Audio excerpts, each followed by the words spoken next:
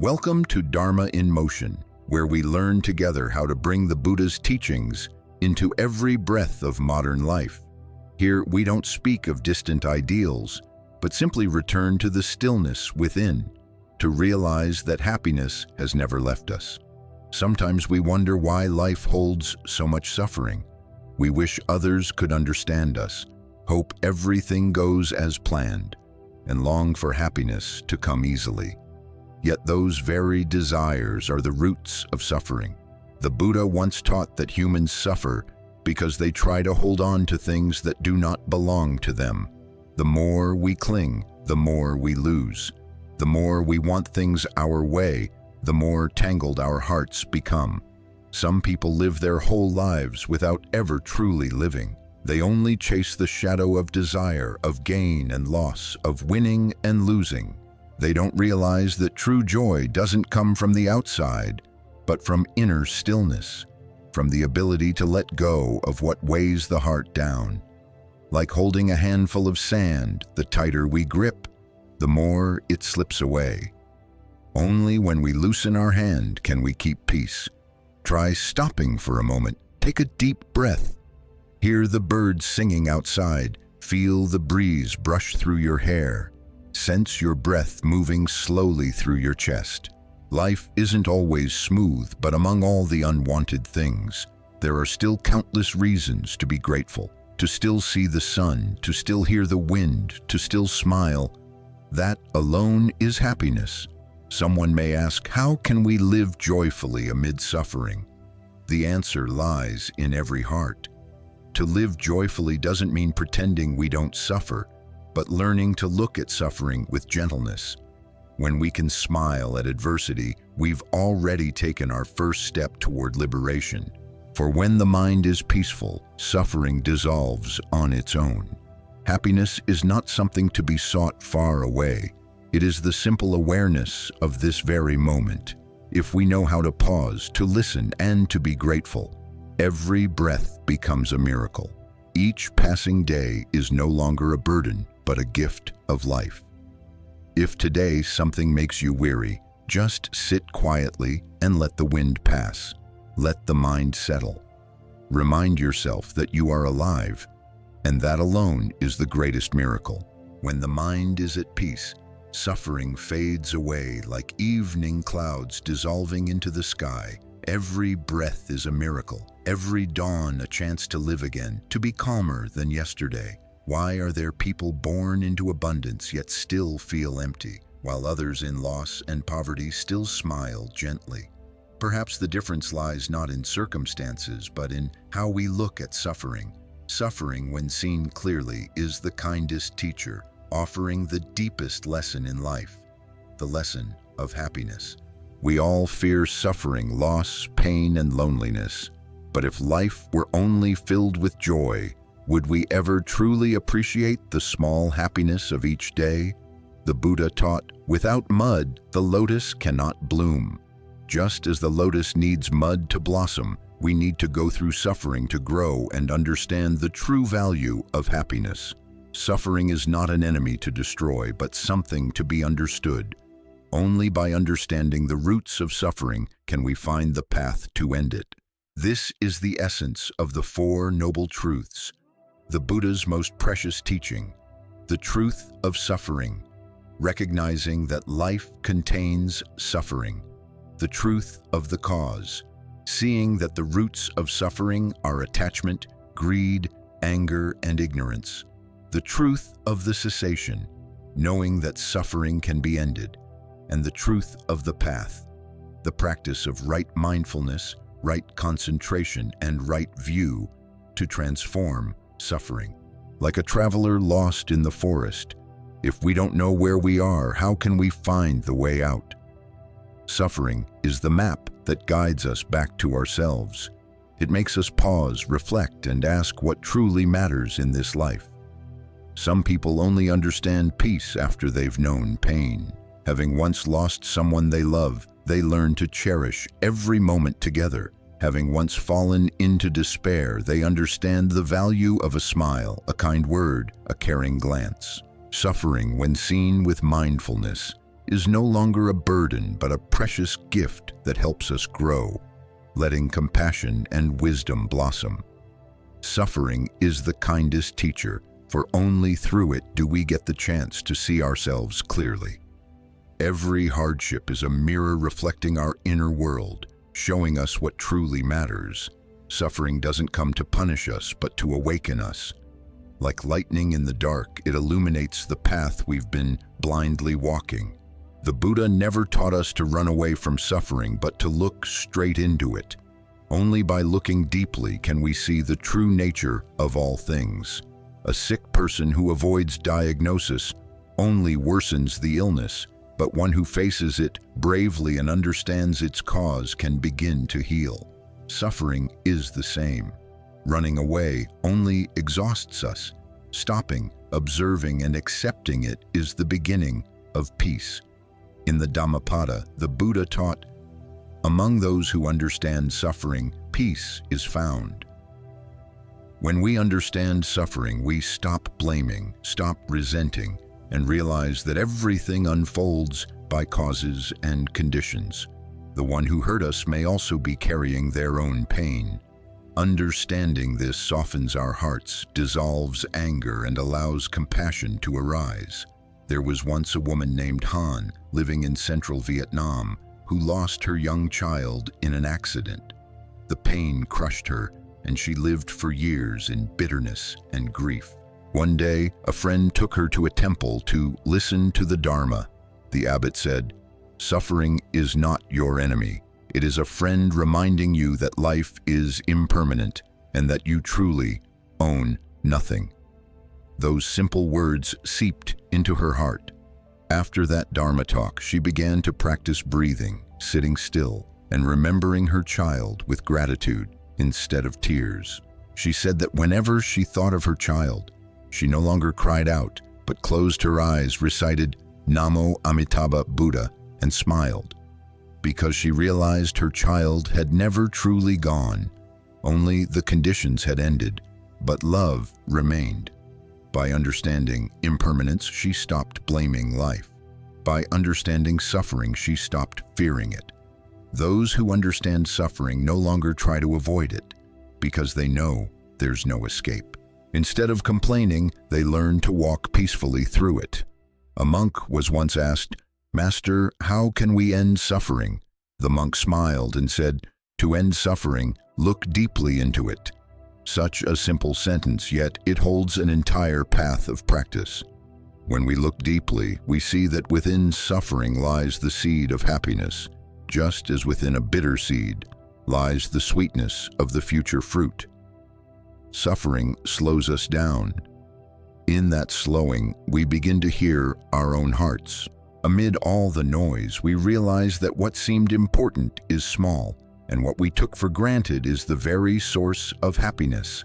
A busy child earning money and neglecting his mother may only understand after she's gone that hearing her voice or sharing a simple meal together was true happiness. Yet such happiness is often only recognized when we've gone too far. Modern life makes us busier than ever. We keep chasing goals, deadlines, and other people's expectations.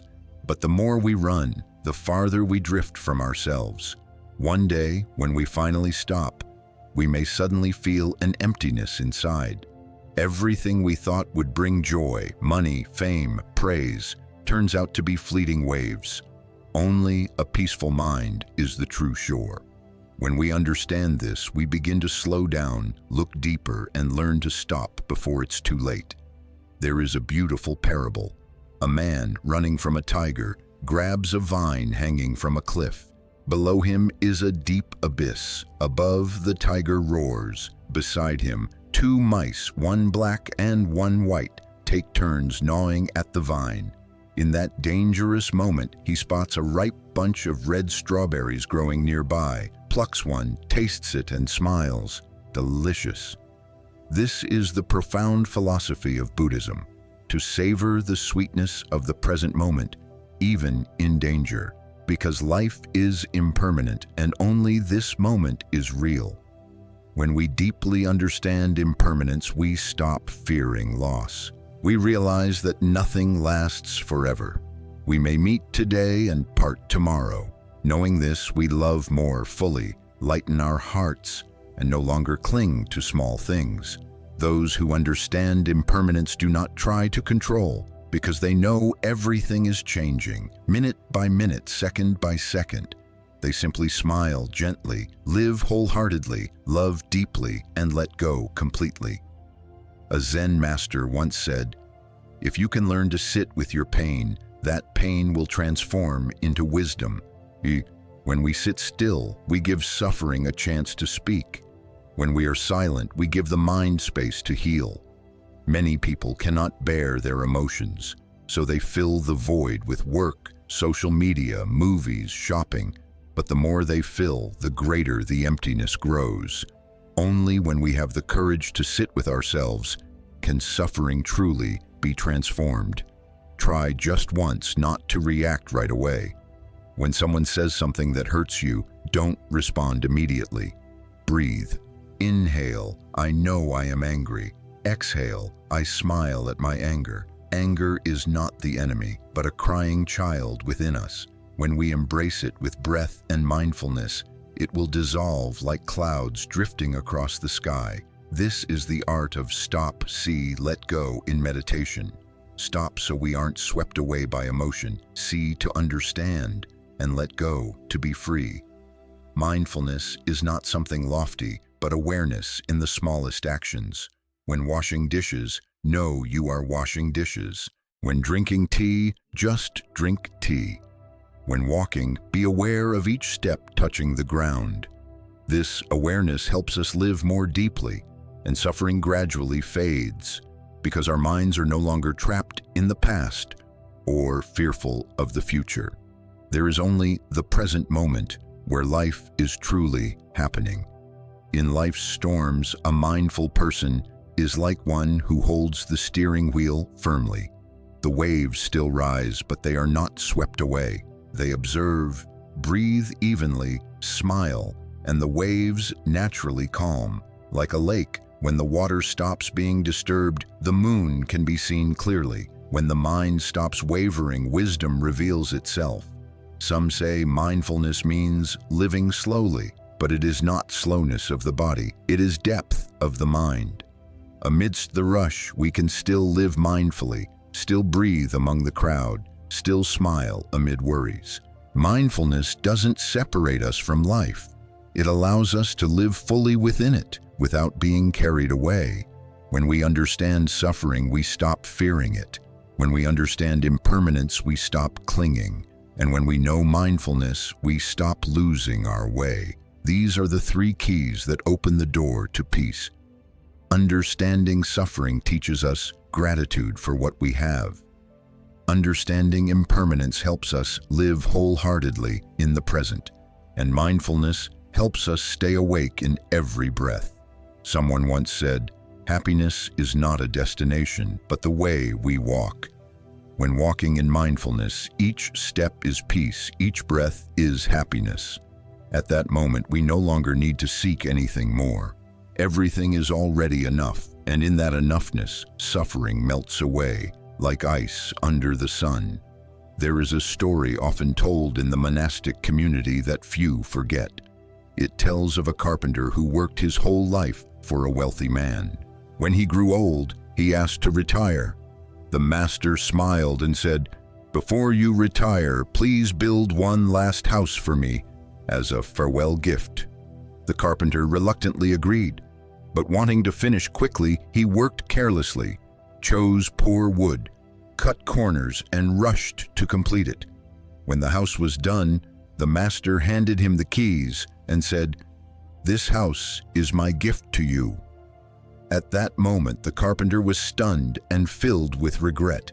He had spent a lifetime building carefully for others, yet the only house truly his own was built carelessly. That story mirrors the life of each of us. Every day we are building the house of our life with every thought, word, and action. Some build with mindfulness, with love, with care, so their house stands strong and warm. Others build in haste, anger, and ambition, and their house leans, leaks, and trembles. In the end, we must live in the very house we have built. The Buddha taught that every action, every thought is a brick in the construction of our lives. When the mind is wholesome, speech and action are wholesome, and the house stands firm. When the mind is filled with hatred, greed, and anger, the house cracks. Therefore, if we wish for peace, we cannot just pray. We must look closely at how we are building. In modern life, we are often in a rush. We eat quickly, speak quickly, react quickly, love quickly, and get angry quickly. Many live as if being chased, afraid to stop even for a moment. But the faster we go, the more mistakes we make, the more lost we become. The house of our life cannot stand firm if built in haste. Sometimes just stopping once, taking a deep breath, and breathing out softly, we realize we are going the wrong way, and it's still not too late to turn back. Some say, "I don't have time to live slowly." But in truth, living slowly doesn't mean being lazy or stagnant. It means being truly present. When eating, know you are eating. When speaking, know you are speaking. When angry, know you are angry. When sad, know you are sad. That knowing is mindfulness, the strongest foundation of the house of the soul. A bitter cup of coffee in the morning can ruin our whole day if we fail to notice. But that same cup, if we pause, sip slowly, and taste the bitterness as it turns sweet in the throat, can make us smile. Because bitterness or sweetness doesn't lie in the coffee, but in our mind. Life is the same. Pain or joy, lightness or heaviness, all come from how we see it. A friend once told me, "I learned to be happy when I stopped reacting." Before, whenever someone said something unpleasant, he would get angry and argue endlessly. But after some time practicing meditation, he said that when someone upset him, he simply stayed silent, inhaled, exhaled, and asked himself, "Is this really worth losing my peace over?" Most of the time, the answer was no. When we know how to stop, anger naturally fades. Like still water after being stirred, wait a little, and it becomes clear again. We cannot choose the wind, but we can learn to raise our sails. We cannot make life always favorable, but we can learn to keep the mind steady amid adversity. Keeping the mind steady does not mean being indifferent, but not letting negative emotions carry us away. A harsh word is not worth losing our precious inner peace. A small misunderstanding is not worth making us suffer for many days. Life is short. Don't use it to blame, to argue, to wound yourself. Remember, we live in the house we ourselves have built. If you want it bright, open the doors. If you want it warm, light a fire. If you want it clean, be willing to sweep. The house of the mind is the same. It needs daily tidying with mindful breathing, kind speech, and wholesome deeds. Each time we get angry, we dirty another corner of the house. Each time we forgive, we open another bright window. When the mind is cleaned, wisdom naturally shines. Like a house, when the windows are opened, light rushes in without being invited. That is the light of peace, understanding, and love. One who knows how to live mindfully is one who keeps the lamp in the house of life burning. No matter how strong the outside wind blows, that lamp does not go out. A Zen master once said, "We cannot make the wind stop blowing, but we can build a sturdy wall within." That wall is mindfulness and loving kindness. When the heart has compassion, we look at others with more tolerance. When the mind has mindfulness, we are no longer dragged by emotions. And when both are present, suffering has nowhere to cling.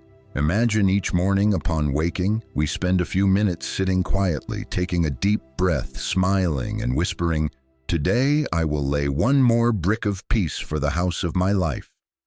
When going out, we practice a little more patience, a little more kindness, a little gentler speech.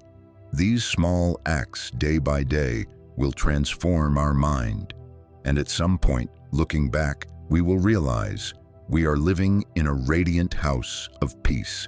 Some say happiness is to seek a place without suffering. But in truth, such a place does not exist. Happiness is not in avoiding suffering, but in knowing how to live amid suffering and still smile. Like the lotus rising from mud and still fragrant though surrounded by murk, we can be like that, amid life's rough waves, still keeping a pure corner of the mind. If today you are tired, facing what is not as you wish, please don't rush to blame life. Sit down, place a hand on your chest. Breathe in deeply, breathe out softly. Say to yourself, I am rebuilding the house of my life. Each breath is a chisel's touch, each compassionate thought a brick, each letting go a door opened. Even if that house is in ruins, just begin again with love and mindfulness, and it will gradually revive. Human life is impermanent, but the heart can be steady. As long as we still know how to love, to be grateful, to smile, then even living in a simple hut, we are immensely rich. For peace does not lie in material things, but in how we see and how we live. Our true home is not out there, but right within, where we can return whenever we feel weary, and then we will understand. Happiness has never left us. It only waits for us to stop, to listen, and to come back. There is a beautiful saying of the Buddha, when the mind is still, the scene is still. When the mind is chaotic, the scene is chaotic. It seems simple but holds a profound truth about life. For all human joy and sorrow do not truly lie in circumstances, but in how our mind perceives them. When our mind is clear, the world around us becomes gentle.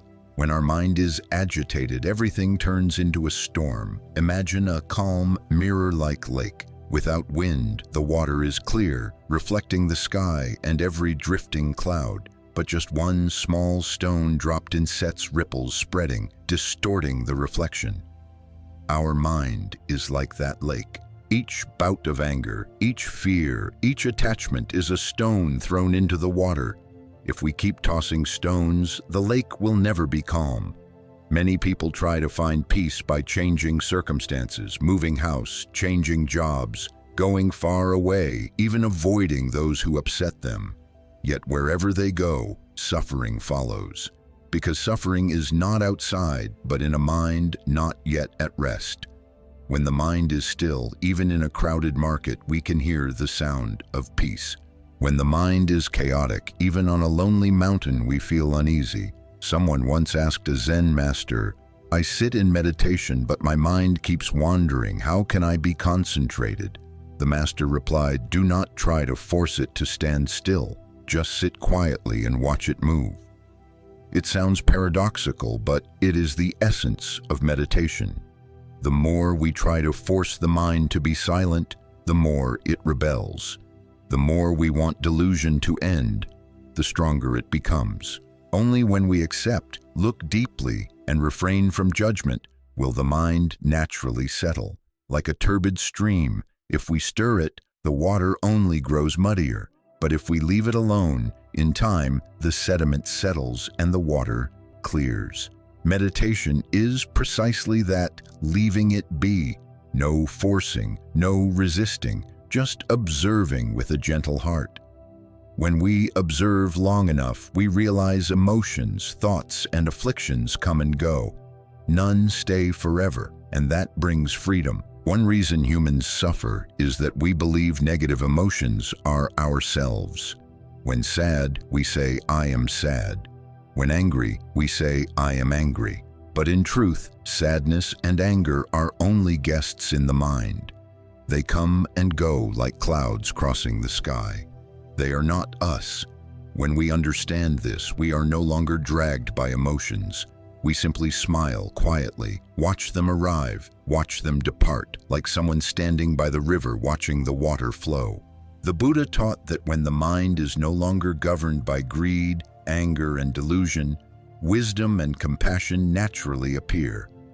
Wisdom does not come from amassing books, but from the ability to see reality as it is.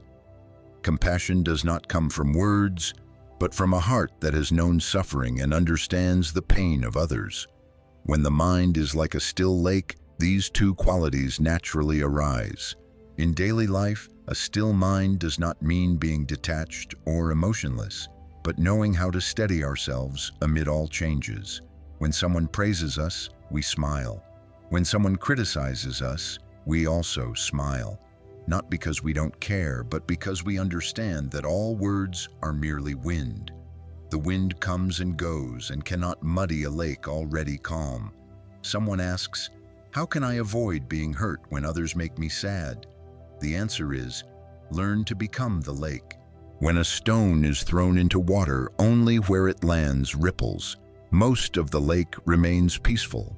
If our mind is wide and deep enough, life's small collisions cannot disturb us. One day, a disciple asked his teacher, "My mind is like a lake, but the wind keeps blowing. How can it be calm?" The teacher replied, "If you cannot stop the wind, learn to make the lake deeper." That is a precious lesson. The wind is life. We cannot control it, but we can deepen our hearts, cultivate inner strength, and expand loving kindness. When the heart is deep enough, the waves can no longer make us sway. The way to make the lake deeper is to practice mindfulness. Each morning upon waking, spend a few minutes sitting quietly, feeling the breath flow through you. Inhale, knowing you are inhaling. Exhale, knowing you are exhaling.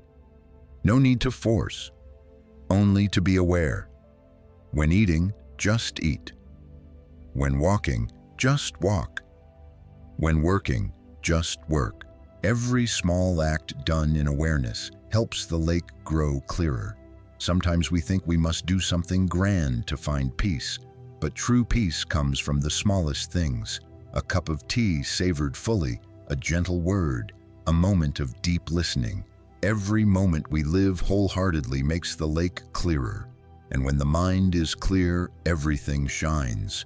A man once shared that he used to be very hot-tempered. Even a small frustration made him lash out, saying words that hurt others. But after practicing sitting quietly each morning for just 10 minutes, he noticed he began to change. He no longer reacted quickly or let his restless mind carry him away. He said, "I can't control everything that happens, but I can control how I respond." And that brought him peace.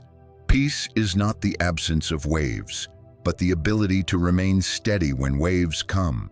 Peace is not emptiness, but fullness, of awareness, of love, of acceptance. When the mind is like a lake, life itself becomes gentle. A calm-hearted person becomes a refuge for others. In a noisy world, they are a quiet space where anyone who comes near can feel the coolness. For stillness has a power stronger than any sermon. When we are calm, others become calm. When we are peaceful, the space around us becomes light. A mind like a lake, that is the ideal of a practitioner living in the world. One need not abandon life. One only needs to keep the heart clear amid its murkiness. For only when the mind is still can we see the reflection of the moon of wisdom within it. And when the moon appears, the darkness fades. Life is impermanent. Each day, each month, each year brings change. But if within us remains a still lake, we no longer fear. Waves rise and fall, winds blow and fade, but water is still water. Despite all change, its serene nature endures. That is the Buddha nature, calm, luminous, vast, and compassionate. When we live with that mind, even in a bustling city, we are as though sitting by a tranquil lake, watching white clouds drift by, the heart unmoved. And then we understand, peace has never been outside. It is right here in this very breath. In life, the tighter we hold, the more we hurt. Like a hand gripping a rope being pulled, the tighter the grip, the deeper the wound. Only when we let go does the hand rest. Humans are the same. We often think holding on is love, is responsibility, is care, but often that very holding causes pain to ourselves, to others, and to life. The Buddha taught that the root of all suffering is attachment, clinging to what we believe is mine or must be mine. When we believe that someone, something, or some situation is the only condition for our happiness, we give our peace away to the external. And when those things inevitably change, as impermanence dictates, we suffer. Letting go does not mean indifference or neglect. It means knowing what to hold and what to release. Like holding a burning coal, if we don't let go, we are the ones burned. When the mind is filled with anger, anxiety, regret, it is like carrying a heavy sack of stones. We grow tired, exhausted, yet don't know why we're unhappy. Some say, "I can't let go, it hurts too much." But pain doesn't come from the event. It comes from refusing to accept that it has passed. Someone who lost a deep love may grieve for years, holding onto memories, words, images, as if living in a room with no windows. But when they learn to open their heart and whisper, "Thank you for coming, thank you for leaving," the light begins to enter. Once, as the Buddha and his disciples crossed a shallow stream, he saw a woman struggling and helped her across. Hours later, one disciple was still muttering uneasily. The Buddha asked, "What troubles you?" The disciple said, "Master, you're a monk. Why did you touch a woman?" The Buddha smiled. "I set her down on the other bank long ago. You are still carrying her." Such a short sentence, yet a lifelong lesson. Often what makes us suffer is not what happened, but that we still carry it. Letting go is the art of wisdom. It is not a one-time act, but a process. Each day we learn to release a little, a needless word, a useless worry, an old resentment, an unrealistic expectation. Each release lightens the heart, deepens the breath, and brightens life. One who knows how to let go understands that all things arise and fade by causes and conditions, like a flower that blooms and withers. We cannot force it to stay fresh, just as we cannot keep someone beside us forever. Everything follows the law of impermanence. When conditions meet, we come together. When they part, we separate.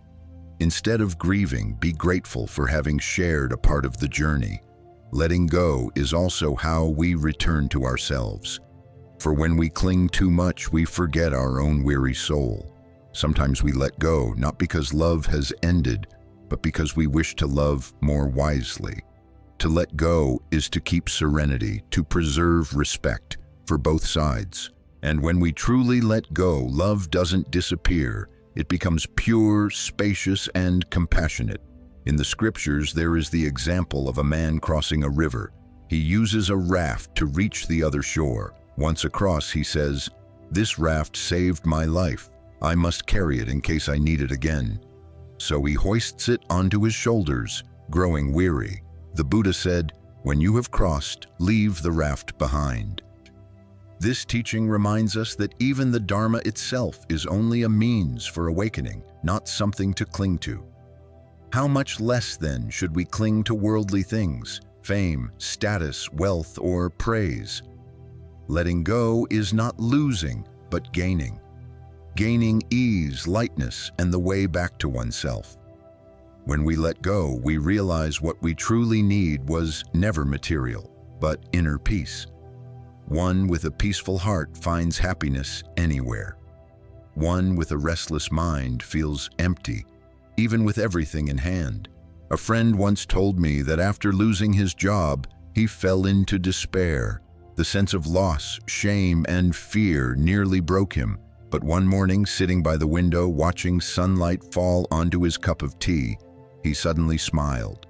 He realized that even without his job, he still had his breath, his loved ones, his healthy body. From that day, he began to meditate, to breathe mindfully, to write down things he was grateful for. Strangely, within months, he found a new job, simpler, more meaningful, and more peaceful. He said, "I could only receive when I was willing to let go. As long as I held on to the old, there was no room for the new to enter." Letting go is the hardest thing, yet also the most liberating, because letting go takes courage. It takes courage not to run away from pain, but to look directly at it and smile. It takes courage to accept that everything changes and cannot be held forever. It takes courage to stop blaming others, to stop punishing yourself, to stop insisting it must be this way, it must be that way.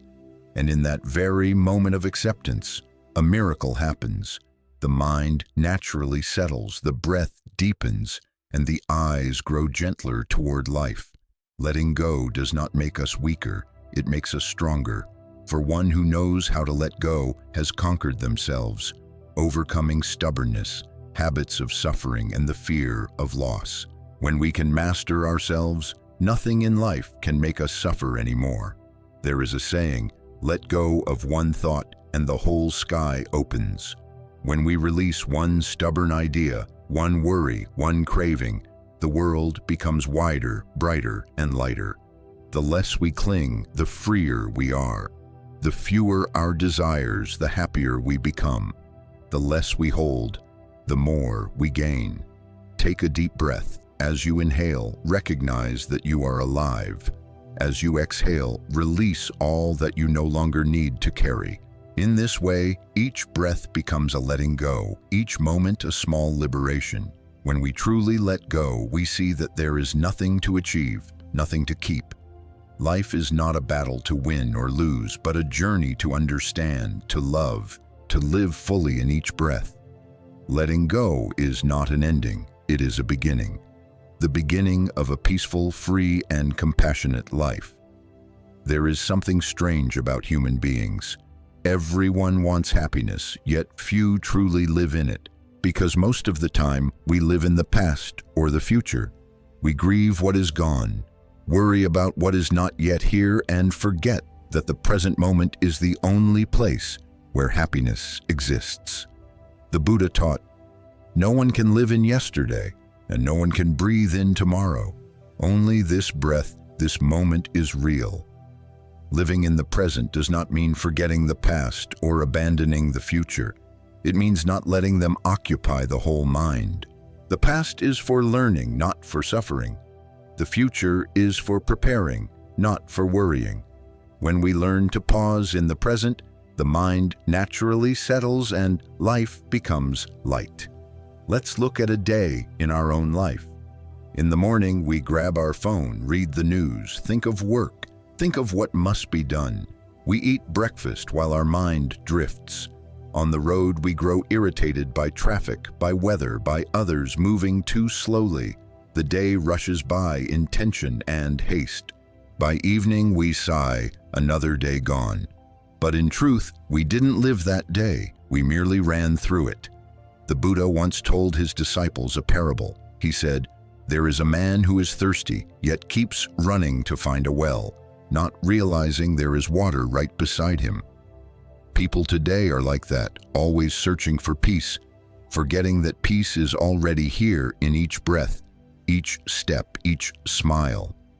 A Zen master said, the one who knows how to stop is the one who travels farthest.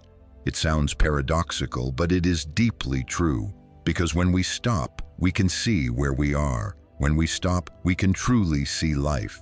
And when we stop, we can touch happiness, the one that was always there. Only we were moving too fast to notice. Someone asked, how can I live slowly in such a fast world?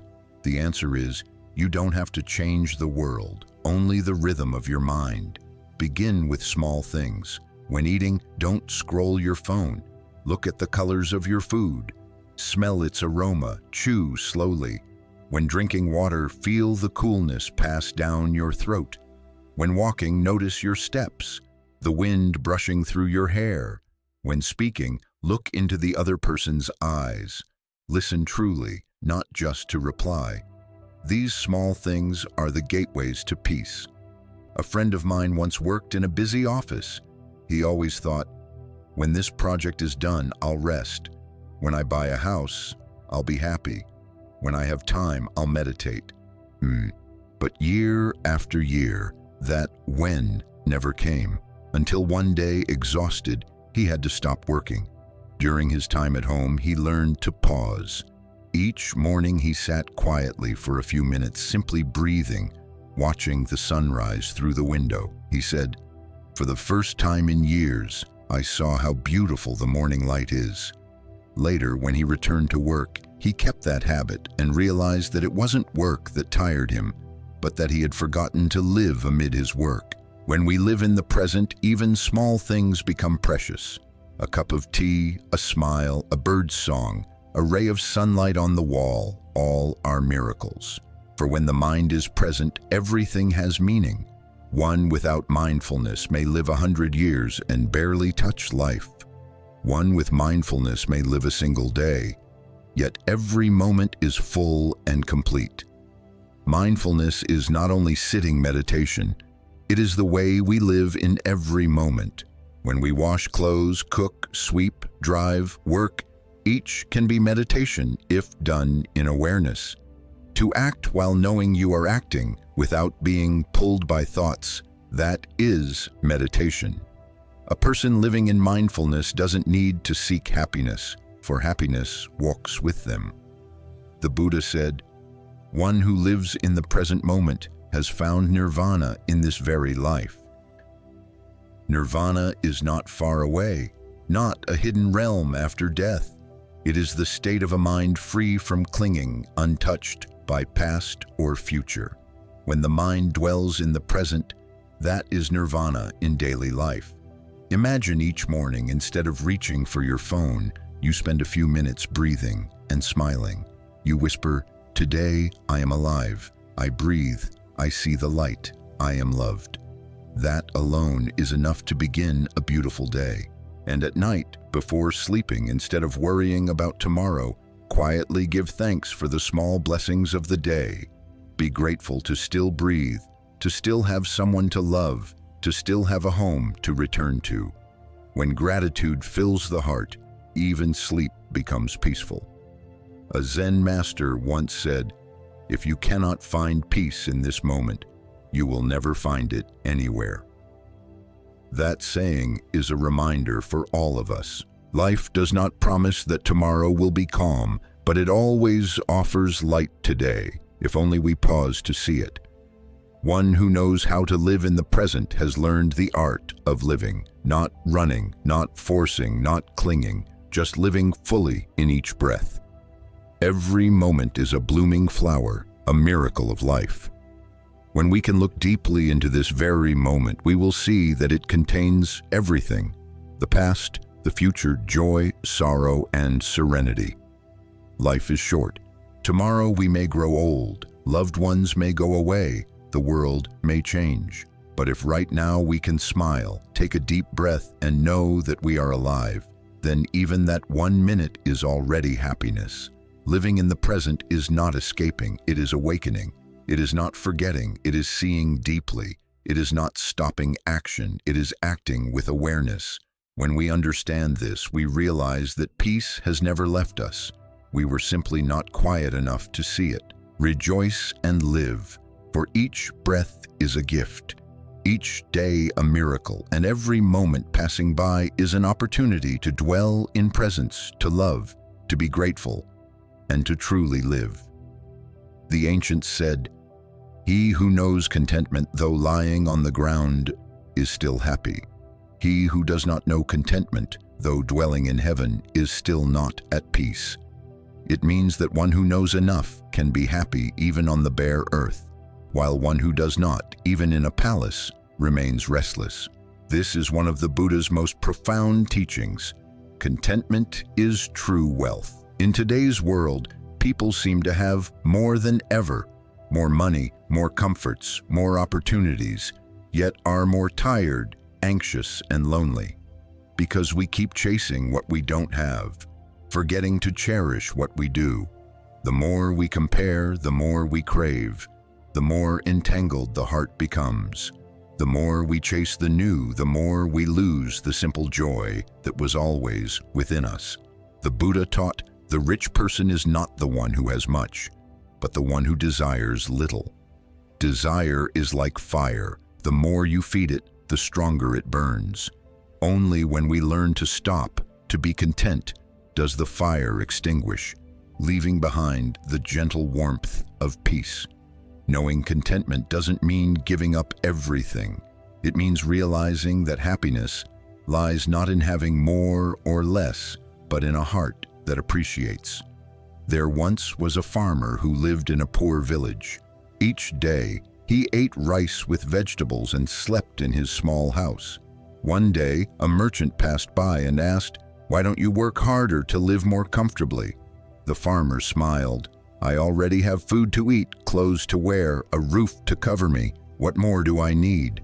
The merchant sneered, "But you have no wealth to leave your children." The farmer replied, "I will leave them peace of mind, the example of knowing enough. That is the greatest wealth." The merchant fell silent.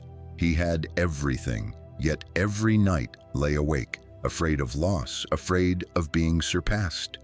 Then he realized that true poverty does not lie in an empty purse, but in a heart that never feels enough. Contentment is the root of peace. When the heart knows enough, it stops competing, comparing, resenting. We no longer look at others with envy, but can sincerely wish them well. When others succeed, we feel joy. When we do not, we remain calm. For we understand that everyone has their own path, their own karma, their own way to happiness. Those who know contentment are not lazy. They still strive, but without being ruled by craving. They give their best, then let go of results. They know happiness doesn't come from achieving, but from living fully in the process. They work with a peaceful mind, not a greedy one. That is the spirit of Buddhism. Do your best, but do not cling. A Zen master once said, "If each morning you wake and still breathe, still see light, still hear birdsong, you already have enough reason to smile." Happiness is never far away. It lies in the bowl of rice we eat, in the breath we take in a loved one's hand, in a child's smile. We only need to pause and feel. It's already enough. One who doesn't know contentment, no matter how much they gain, still feels lacking. They are like someone drinking salt water. The more they drink, the thirstier they become. But one who knows enough, even with a single cup of clear water, tastes sweetness. Contentment is not weak resignation. It is the strength of knowing when to stop. Those who know enough are not mastered by possessions. They master their own hearts. Look back. When we were children, a small candy could bring us joy all day. As adults, with so much more, joy seems to fade.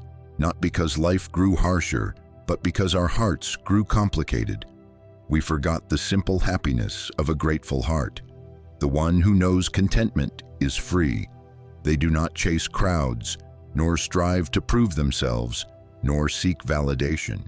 They move lightly as clouds, at ease amid life's storms. They know that the tighter we hold, the more we lose, and only by loosening the grip can we truly keep what matters. The Buddha taught, "One who knows contentment cannot be led by the world." When we know enough, we are no longer tempted by greed or deceived by illusions. Contentment helps us keep serenity amid gossip, stability amid uncertainty, and freedom amid entanglement. Contentment is also a form of practice. Whenever desire arises, pause and ask, "Do I really need this?" Often that single question is enough to save us from countless troubles. For most of our anxiety comes from wanting beyond our reach, instead of valuing what is already here. Practice saying enough to your heart, enough faith to not collapse, enough love to not hate, enough food and clothing to live kindly, enough wisdom to know what truly matters. When we can say enough, the heart becomes as light as a leaf in the wind. There is a saying, "When you need nothing, you have everything." That is the power of contentment, the power of letting go, of freedom, of unconditional joy. One who knows enough doesn't demand that life be perfect, but cherishes each moment, however ordinary. They live not out of seeking, but out of gratitude. Knowing enough doesn't mean stopping progress. It means moving forward with peace, not chasing to fill emptiness, but living so fully that light shines from within. When we live like that, each step is light, each breath deep, and every day becomes a meditation in motion. And then we will realize happiness is not in gaining more, but in needing less. The simpler the life, the deeper the heart. The more one knows enough, the wider the soul. And within that enough, we touch what humanity has always sought, true peace. When we know contentment, life feels complete. Yet if we know contentment without gratitude, our joy is still not whole. For gratitude is the cool stream that nourishes the soul, the light that softens and opens the heart. One who is grateful will not complain, resent, or dwell in sorrow because they see the precious in the small. The Buddha said, "One who is grateful has a noble heart." Gratitude is not mere courtesy or words. It is a state of being. It arises from the realization that we cannot live alone, that our existence depends on countless conditions. From the grain of rice in our bowl, the shirt on our back, the house sheltering us, to the air we breathe, all are blessings. In life, we often focus on what we lack and forget what we have. We complain about the sun's heat, but forget to be grateful for its light. We grumble about the rain, but forget that it keeps the trees green.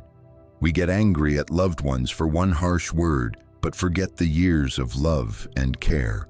A heart without gratitude will always feel empty, no matter how much it gains. But a heart with gratitude feels whole, even with little. A meditation student once asked his teacher, "Master, how can I stop suffering?" The teacher smiled and said, "Begin with gratitude." The student did not understand. The teacher continued, "When you suffer, remember that you are still breathing, still have legs to walk, still have the chance to begin again. Simply realizing that will already lessen your suffering." Gratitude is not only for when life is smooth, but also when it is rough, for adversity is a teacher. Through difficulty, we learn patience. Through loss, we learn appreciation. Through pain, we learn compassion. One who is grateful for hardship understands that within suffering lies the seed of wisdom. A woman once said, "I used to resent the thorns on my path, but now I'm grateful, for they taught me how to stand firm." When we can see that side of life, everything changes. In the same event, one who blames sees suffering. One who is grateful sees opportunity. The difference lies not in the situation, but in the way we look. Gratitude is also a daily practice. Each morning when you wake, silently say, "Thank you. Thank you for being alive, for breathing, for seeing the light." When eating, be grateful to the earth, the farmer, the cook who prepared the meal. When someone helps you, even in a small way, say thank you with all your heart. Gradually, you'll notice life becoming gentler, because the energy of gratitude always brings peace. Someone asked, "If everything is due to conditions, why should we be grateful?" The Buddha taught that understanding interdependence does not diminish gratitude, it deepens it. When we see that everything arises through causes and conditions, we realize that nothing is by itself. Everything we receive is the result of countless hands and wholesome deeds. This awareness helps us bow to life with humility and reverence. Gratitude not only softens the heart, but opens the door to love. When we are grateful, we forgive more easily, we love more freely. We no longer see ourselves as the center of the universe, but as a small part of a vast web of life. Self-centeredness fades, making space for compassion to bloom. A monk once said, "A person with gratitude is never lonely, because they see in each step the support of the earth, in each breath the gift of the sky, in each smile the mark of love." They no longer need to search for comfort, for they know they are cared for at every moment. When grateful, we no longer suffer for what we have lost, but cherish what remains. We do not resent those who leave, but thank them for once being here. We do not curse fate, but feel grateful for being given the chance to learn how to love. When we live like that, every day becomes a sutra, every small act a meditation. Try writing down 3 things you are grateful for each day. Perhaps a good meal, a kind friend, or simply a cool morning breeze. After a short time, you will feel your heart change. Less complaining, more joy. For gratitude is like sunlight. Wherever it shines, darkness cannot remain. And when gratitude becomes as natural as breathing, we will see that happiness is not a destination, but the path itself. Every grateful step is a happy step. Every grateful breath is a peaceful breath. When we are grateful to life, life becomes grateful to us and smiles back with peace. After learning gratitude, the heart naturally softens. When we are grateful, we no longer see ourselves as the center of the world, and from there, love begins to grow. The Buddha taught, compassion is the heart of Buddhism. Without compassion, all teachings are just words. It is compassion that brings people close, warms life, and heals the heart. True love is not only for the pleasant or the dear, it is an energy that embraces all without distinction between friend and foe, right and wrong, like and dislike. When we love with an open heart, our love is no longer confined by the boundaries of me and others. Compassion does not demand perfection. It understands that everyone suffers in their own way. Once a young monk asked the Buddha, "World-honored one, why should I love those who have hurt me?" The Buddha replied, "Because they are suffering more than you." That answer is the essence of compassion. When we see that others act wrongly because they are in pain, we stop being angry. Anger only deepens suffering for both sides. Love is the path of liberation. In life, there are those who are kind and those who hurt us. But if we only love the kind and hate the unkind, our heart remains limited. Compassion has no conditions. It is like sunlight. It shines on everything, whether a flower or a stone. One practices compassion not to become a saint, but to become free. Because when the heart is filled with love, it is no longer bound by hatred. One day, someone asked a Zen master, "Master, if others keep hurting me, what should I do?" The master replied, "Love them more." The man was startled. "How can I love those who hurt me?" The master said, "Because only love can heal pain. Hatred only makes it grow." Hearing this, the man was silent for a long time. From then on, instead of avoiding those who hurt him, he practiced understanding them, listening to them, and sending them loving energy. Gradually, he found his own heart healed first. Compassion is not weakness, it is the strength of understanding. The weak hate because they lack the courage to love. The strong forgive because they see the truth of suffering. The Buddha never taught compassion as submission, but as wisdom in action.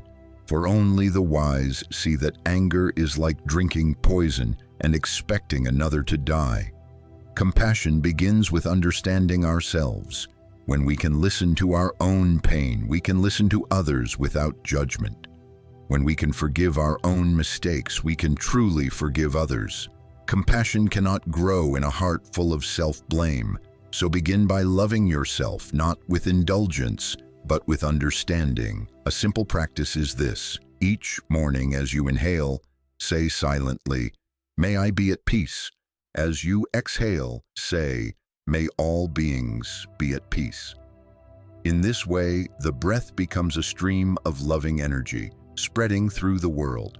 Practicing like this is not only for ourselves, it is for all beings. Because when we are peaceful, others receive peace from us too. Someone once said, "A compassionate heart does not distinguish who deserves compassion and who does not."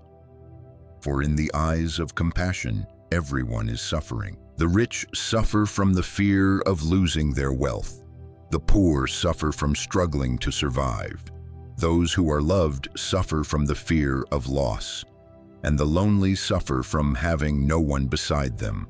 When we truly see this, we stop blaming life or others, and our hearts simply wish to love more. A compassionate person does not speak harshly or cause harm, neither through words nor thoughts. They understand that a single unkind word can leave a lasting wound. They choose kind speech, wholesome actions, and good thoughts. Gradually, that compassionate energy makes their entire life lighter. Wherever a kind heart goes, warmth follows, like a small flame in winter. But to cultivate compassion, we must practice daily. Sometimes just a sympathetic glance, a gentle greeting, or a small act of help is enough to ease someone's pain. And when we bring peace to others, peace naturally fills our own hearts. For true love never moves in only one direction. It always returns. Imagine if each of us began the day with one kind thought, one gentle word, how different the world would be. There would be fewer quarrels, fewer wounds, and more smiles. Compassion not only saves others, but also saves us from hardness and loneliness of the soul. When the heart is full of love, fear disappears. For love has no object. It is the natural flow of an awakened mind. We love not because someone deserves it, but because we do not wish hatred to exist in our hearts. That is the highest freedom a human being can attain. And when compassion becomes our breath, life itself becomes gentle. Even when facing adversity, we still smile. Even when hurt, we keep a kind heart.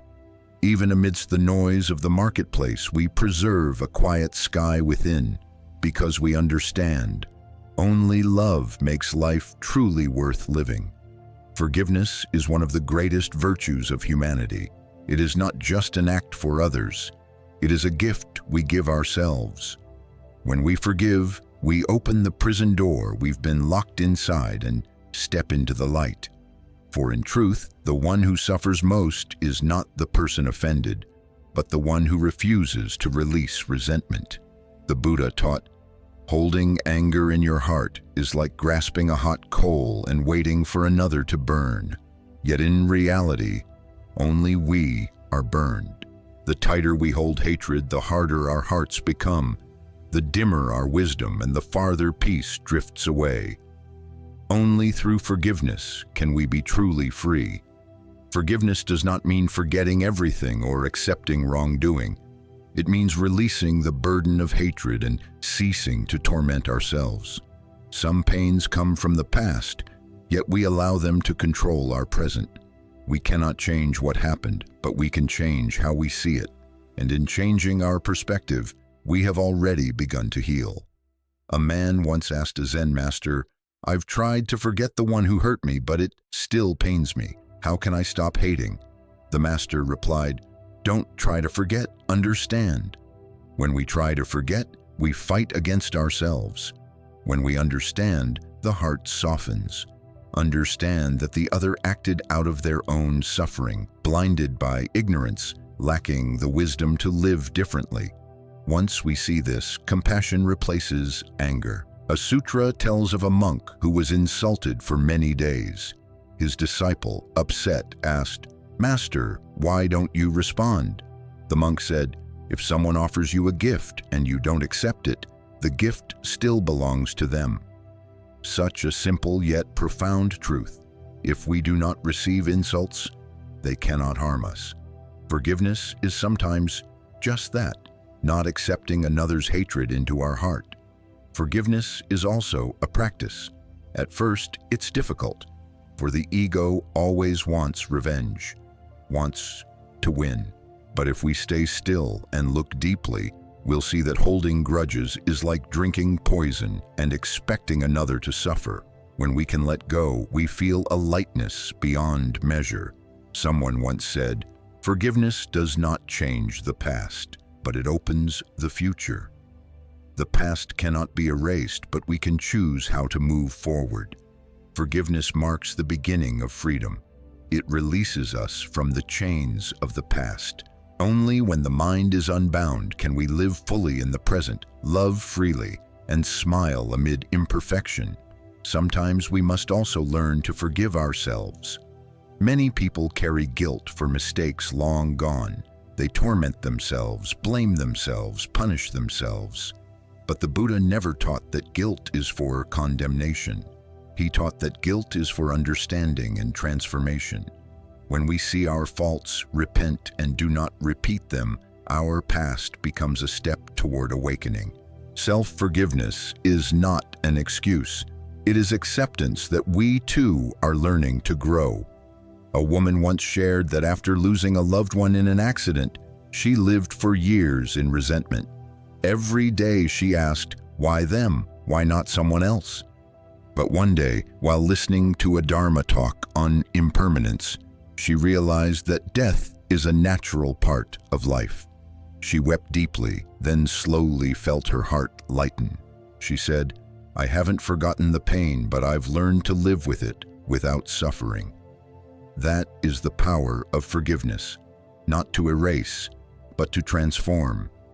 Forgiveness is born of compassion and wisdom. With wisdom, we see that no one is perfect. With compassion, we see that everyone deserves another chance. Forgiveness does not make us weak, it makes us stronger than ever, because only the brave can smile through pain and say, "I choose peace." Letting go is the next step after forgiveness. Forgiveness releases others. Letting go releases the mind's clinging itself. As long as we remain attached to right or wrong, win or lose, the mind is not truly free. Letting go means accepting that everything unfolds by causes and conditions, and we cannot force life to follow our will. Like a leaf, when its time comes, it falls. It does not resent the wind for carrying it away, nor the tree for letting it go.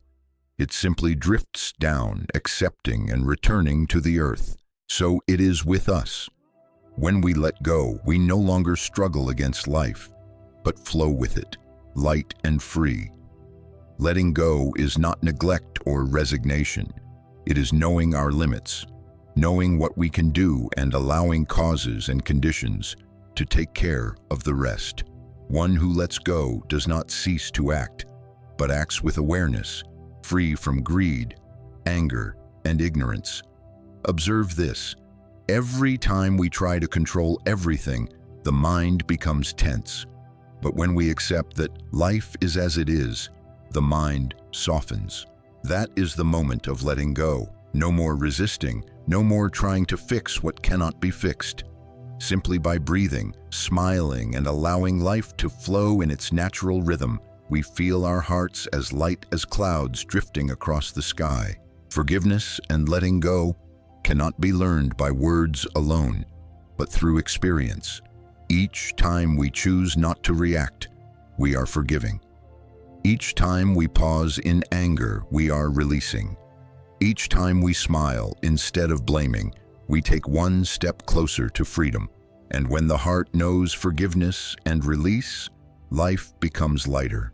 We are no longer pulled by the past or dragged by the future. Only the present remains open and peaceful. In that moment, even amidst the turbulence of life, the heart feels as calm as a still lake, and we can quietly say, "I have learned to be at peace in all circumstances."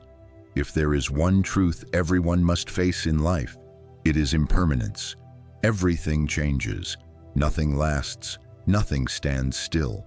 The Buddha saw this nature of all things and taught, all conditioned phenomena are impermanent. When we understand and accept impermanence, we take a great step toward enlightenment. We suffer not because of impermanence, but because we do not accept it. We wish to keep youth forever, to keep our loved ones forever, to keep success forever. But life can never follow our desires. Everything comes and goes according to causes and conditions. The more we cling, the more we suffer. But when we can smile and say, everything is changing, the heart immediately relaxes. Observe nature. The sun rises in the morning and sets in the evening. Spring brings blossoms, autumn brings falling leaves. No one sees that as strange. We accept these cycles without pain. Yet when the same happens in our lives, when loved ones leave, when work is lost, when health declines, we panic because we forget that human life follows the same law. A Zen master once said, "Impermanence is not something to fear, but something to be grateful for. Because thanks to impermanence, flowers bloom, night becomes day, children grow, and people have the chance to change. If everything were permanent, life would be rigid and dull. Impermanence is the breath of existence, the proof that we are alive, learning, loving, and evolving. When we deeply understand impermanence, we stop clinging to what changes. We love without attachment, lose without despair, succeed without arrogance, fail without collapse. We know that nothing lasts forever, not even this pain, not even this joy. Everything comes and goes like clouds across the sky. Knowing that, we are no longer afraid. Someone once said, "I can't bear to see my loved ones grow old." But the truth is, we don't fear their aging. We fear our own sense of loss. When we accept impermanence, love becomes deeper. We cherish each moment we still have, instead of fearing its end. Impermanence teaches us to live fully in the present, for only the present is real. Once a monk asked the Buddha, "How can I not grieve when those I love pass away?" The Buddha replied, "If you truly love, love with mindfulness, for love with wisdom does not suffer. When we love in ignorance, we cling. When we love in awareness, we know they may leave at any time, and we love each remaining moment completely." Understanding impermanence does not make us cold. It makes us live more deeply. We cherish a meal, a conversation, a hug, a smile, because we know each happens only once. Today, to hear our parents' voices, to see our friends, to smell the earth after rain, these are great blessings. When we look with the eyes of impermanence, we see that life is beautiful, even with its sorrows. Someone once asked a Zen master, "Why do I still feel pain when a loved one dies, even though I understand impermanence?" The master smiled. "You understand with the mind, but not yet with the heart. Understanding with the mind means knowing that all things pass. Understanding with the heart means accepting that truth with gratitude and love. Then our tears are no longer of pain, but of reverence for what once was." Impermanence teaches humility. When we succeed, remember that success is temporary. When we suffer, know that suffering will also pass. Impermanence makes us less proud in gain, less desperate in loss, less rigid in love, less hateful in hurt. Through impermanence, we learn the greatest lesson. Nothing is worth losing our peace over. When we embrace impermanence, the mind becomes fluid like water. Water flows wherever it goes, adapting, not fighting, passing gently through all obstacles. So too can we, when we live in harmony with causes and conditions. Without resistance, we discover a deep peace that nothing can disturb. In life, impermanence is a truth. Accepting it is wisdom. Those who don't understand it live in fear. Those who do live in freedom. Only when we stop fearing loss do we truly know how to love. Only when we stop clinging do we truly know peace. Impermanence also teaches kindness. Because we do not know who will still be here tomorrow, we dare not speak harshly today. We choose kind words, honest living, and love in this very moment. Do not wait until it's gone to feel regret. Time waits for no one. Today is the most precious gift, for it never returns. A Zen master once said, "The wise do not flee from impermanence, but walk beside it as a friend." We cannot stop time, but we can walk through it with peace. We cannot keep loved ones forever, but we can love them fully while they're here. We cannot prevent aging, illness, or death, but we can smile and accept them as part of life. To understand impermanence is to understand the heartbeat of the universe. Everything arises and passes just like the breath in and out, like waves rising and fading on the sea. When we live in harmony with this rhythm, we are no longer victims of life, but companions to it. We move with life, not against it, not in fear. And when we can smile amidst impermanence, that is the moment we touch true freedom. For those who understand impermanence no longer crave what is eternal. They simply treasure each priceless moment as it passes, each ray of sunlight, each laugh, each peaceful breath. That is the state of a heart at peace. On the journey toward peace, one of the greatest obstacles is fear. Humans fear many things: loss, loneliness, failure, pain, illness, and death. Yet when we look deeply, we see that most fears do not arise from the present moment, but from the imagination of the mind. We fear because we do not dare to face or accept impermanence. The Buddha taught, all fear arises from attachment to self. When we believe in a solid I that must be protected, we begin to worry about that I, about reputation, body, status, and possessions. When these things change, we panic. But when we understand that I is merely a collection of body, mind, feelings, and memories, all impermanent, fear dissolves. For what we try so hard to protect is not truly fixed. Look back. How many times have we feared something that never came to pass? Or when it did, it was not as terrible as we imagined. Fear only has power when we feed it with imagination. When we shine the light of mindfulness upon it, it disappears like darkness before the sun. A Zen master once said, "Fear is an old friend. If you run, it will chase you. If you stop, smile, and face it, it will vanish." Fear is just energy, neither good nor bad. It only becomes dangerous when we let it rule us. But when we can look at fear with understanding, it becomes a teacher helping us grow. Someone once asked, "I am afraid of death. How can I stop fearing it?" The Buddha replied, "Those who fear death are those who have never truly lived."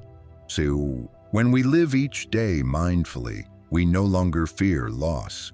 For every breath has been complete, every day fulfilled. Death is no longer an end, but a natural transformation of life, like a candle flame passing its light to countless others. Fear also arises when we try to control what lies beyond our reach. We want others to love us, life to follow our desires, and the world to stay unchanged. But the more we try to control, the more anxious we become. When we understand that everything unfolds through causes and conditions, we learn to let go and rest in what is. Then fear gives way to freedom. Inner freedom does not come from having everything, but from not being ruled by fear. A free person can lose without panic, be alone without sadness, and fail without despair. They do not live to avoid fear, but to understand it. And in understanding fear, they are no longer bound. A friend once shared that he was always afraid of being judged by others. Because of that, he never dared to live truthfully, to speak his mind, or to do what he loved. But one day, after losing an important opportunity due to hesitation, he realized the most frightening thing was not others' opinions, but living without being true to himself. From then on, he faced fear with understanding. I don't need to be liked. I just need to live honestly with what's true in my heart. This is also the path the Buddha showed, the path of awareness and freedom. When we understand the nature of fear, we are no longer its prisoner. When we see that everything arises and ceases by conditions, we know fear too is only a wave, coming and going, needing no resistance. Just breathe and smile, and the wave will fade. A simple meditation to transform fear is deep relaxation meditation. Lie still, breathe deeply, feel the breath flow through your body. As you exhale, silently say, I am releasing this fear. Each breath becomes a key that opens the door of the heart. Over time, you will feel light as the wind. Sometimes we fear because we have been hurt. Wounds make us withdraw, building walls around our hearts. But those walls not only block pain, they block love too. When we dare to open again, we see that the old pain no longer has power. Forgiveness, love, and letting go are the three medicines that heal all fear. The Buddha said, "There is no path to freedom, for freedom itself is the path." When we walk in mindfulness, every step is a step of freedom. Freedom from fear, from anger, from attachment. This is the freedom of the heart. No one can take it away. Living without fear does not mean life will have no challenges, but that we will not be ruled by them. Like a surfer who does not fear the waves because they understand the ocean's law. The more we understand life, the less we fear it. The more we understand the mind, the less we fear the mind. And then we realize peace is not found in avoiding fear, but in walking through it. For on the other side of fear lies freedom. Where the heart is still as a lake, life is light as a cloud, and each day can be lived in quiet, profound joy. Once we understand impermanence, release fear, and learn acceptance, the next step to keeping the mind at peace is mindfulness. Mindfulness is not just meditation in silence. It is the art of living in the world with clarity, awareness, and completeness in each moment. The Buddha taught, mindfulness is the only path to peace, to the end of suffering, and to nirvana. When we are mindful, we are not pulled by the past, nor carried away by the future, but fully anchored in the present. There we meet ourselves, see things as they truly are, and find freedom in every breath. In today's busy world, people often think mindfulness is distant, meant only for monks. But in truth, mindfulness is for everyone, anywhere. When we wash dishes and know we are washing dishes, when we eat and know we are eating, when we walk and know we are walking, that is mindfulness. Just 1 minute of awareness can change an entire day. Someone asked, why does simply being aware of breathing bring peace? The answer lies here. When we know we are breathing, the mind is present, no longer wandering. The breath is the bridge between body and mind. When the mind is scattered, returning to the breath calms all storms.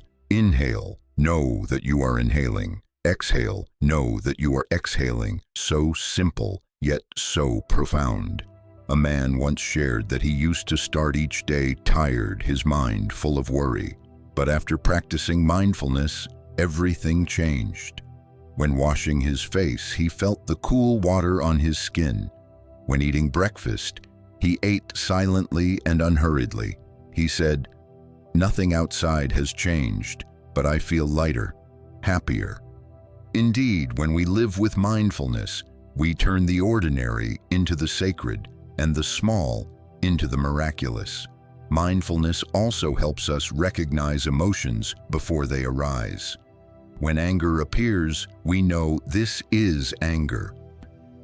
When sadness appears, we know this is sadness. Simply recognizing without judgment makes the emotion weaken on its own. For anything seen in the light of awareness becomes transparent. Without mindfulness, we react out of habit, speaking words that wound, doing things we later regret. But with mindfulness, we act with wisdom and understanding. A Zen master once said, "Mindfulness is the gatekeeper of the mind." When the gatekeeper is awake, nothing harmful can enter. But when he falls asleep, delusions and afflictions rush in. Thus, mindfulness is not merely a meditation method. It is a gentle armor protecting the heart from life's turbulence. Practicing mindfulness does not need to be complicated. When drinking tea, just drink tea. Feel the fragrance, the warmth, the stillness. When listening to music, just listen. When speaking, just speak. When silent, just be silent. Living fully like that, the mind naturally settles, the body naturally rests. And when the mind is still, wisdom shines and compassion blossoms. The Buddha emphasized, without mindfulness, there can be no wisdom. For one who is unmindful is like a person walking in darkness, taking steps without knowing where they lead.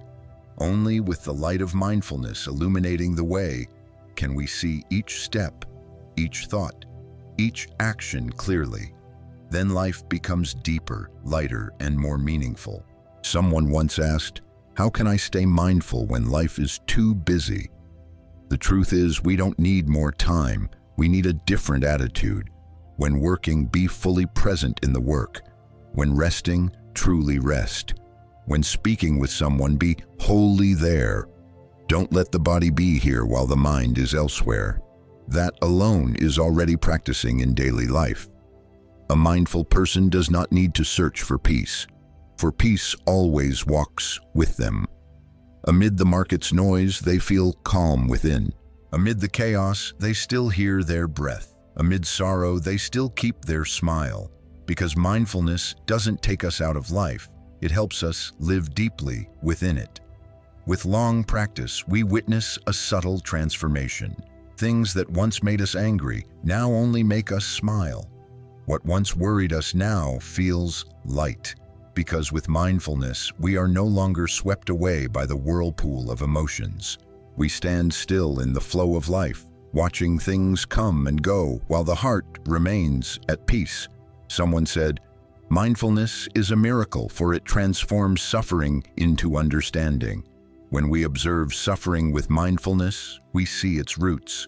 When we understand the roots, we no longer suffer. Like a physician who can only prescribe the right medicine after diagnosing the true illness, mindfulness is the light that helps us see ourselves clearly. And when we live in mindfulness long enough, awareness becomes natural. We no longer try, it simply is. Like a lamp that always shines, whether it is night or day, whether anyone sees it or not. Then life is no longer a series of tasks to complete, but a gentle stream of awareness. Living mindfully is living in freedom. Freedom from suffering, from fear, from ignorance. Each breath, each step is a living sutra. Each day that passes is no longer meaningless but becomes a lesson, a miracle, a chance to love and to understand a little more.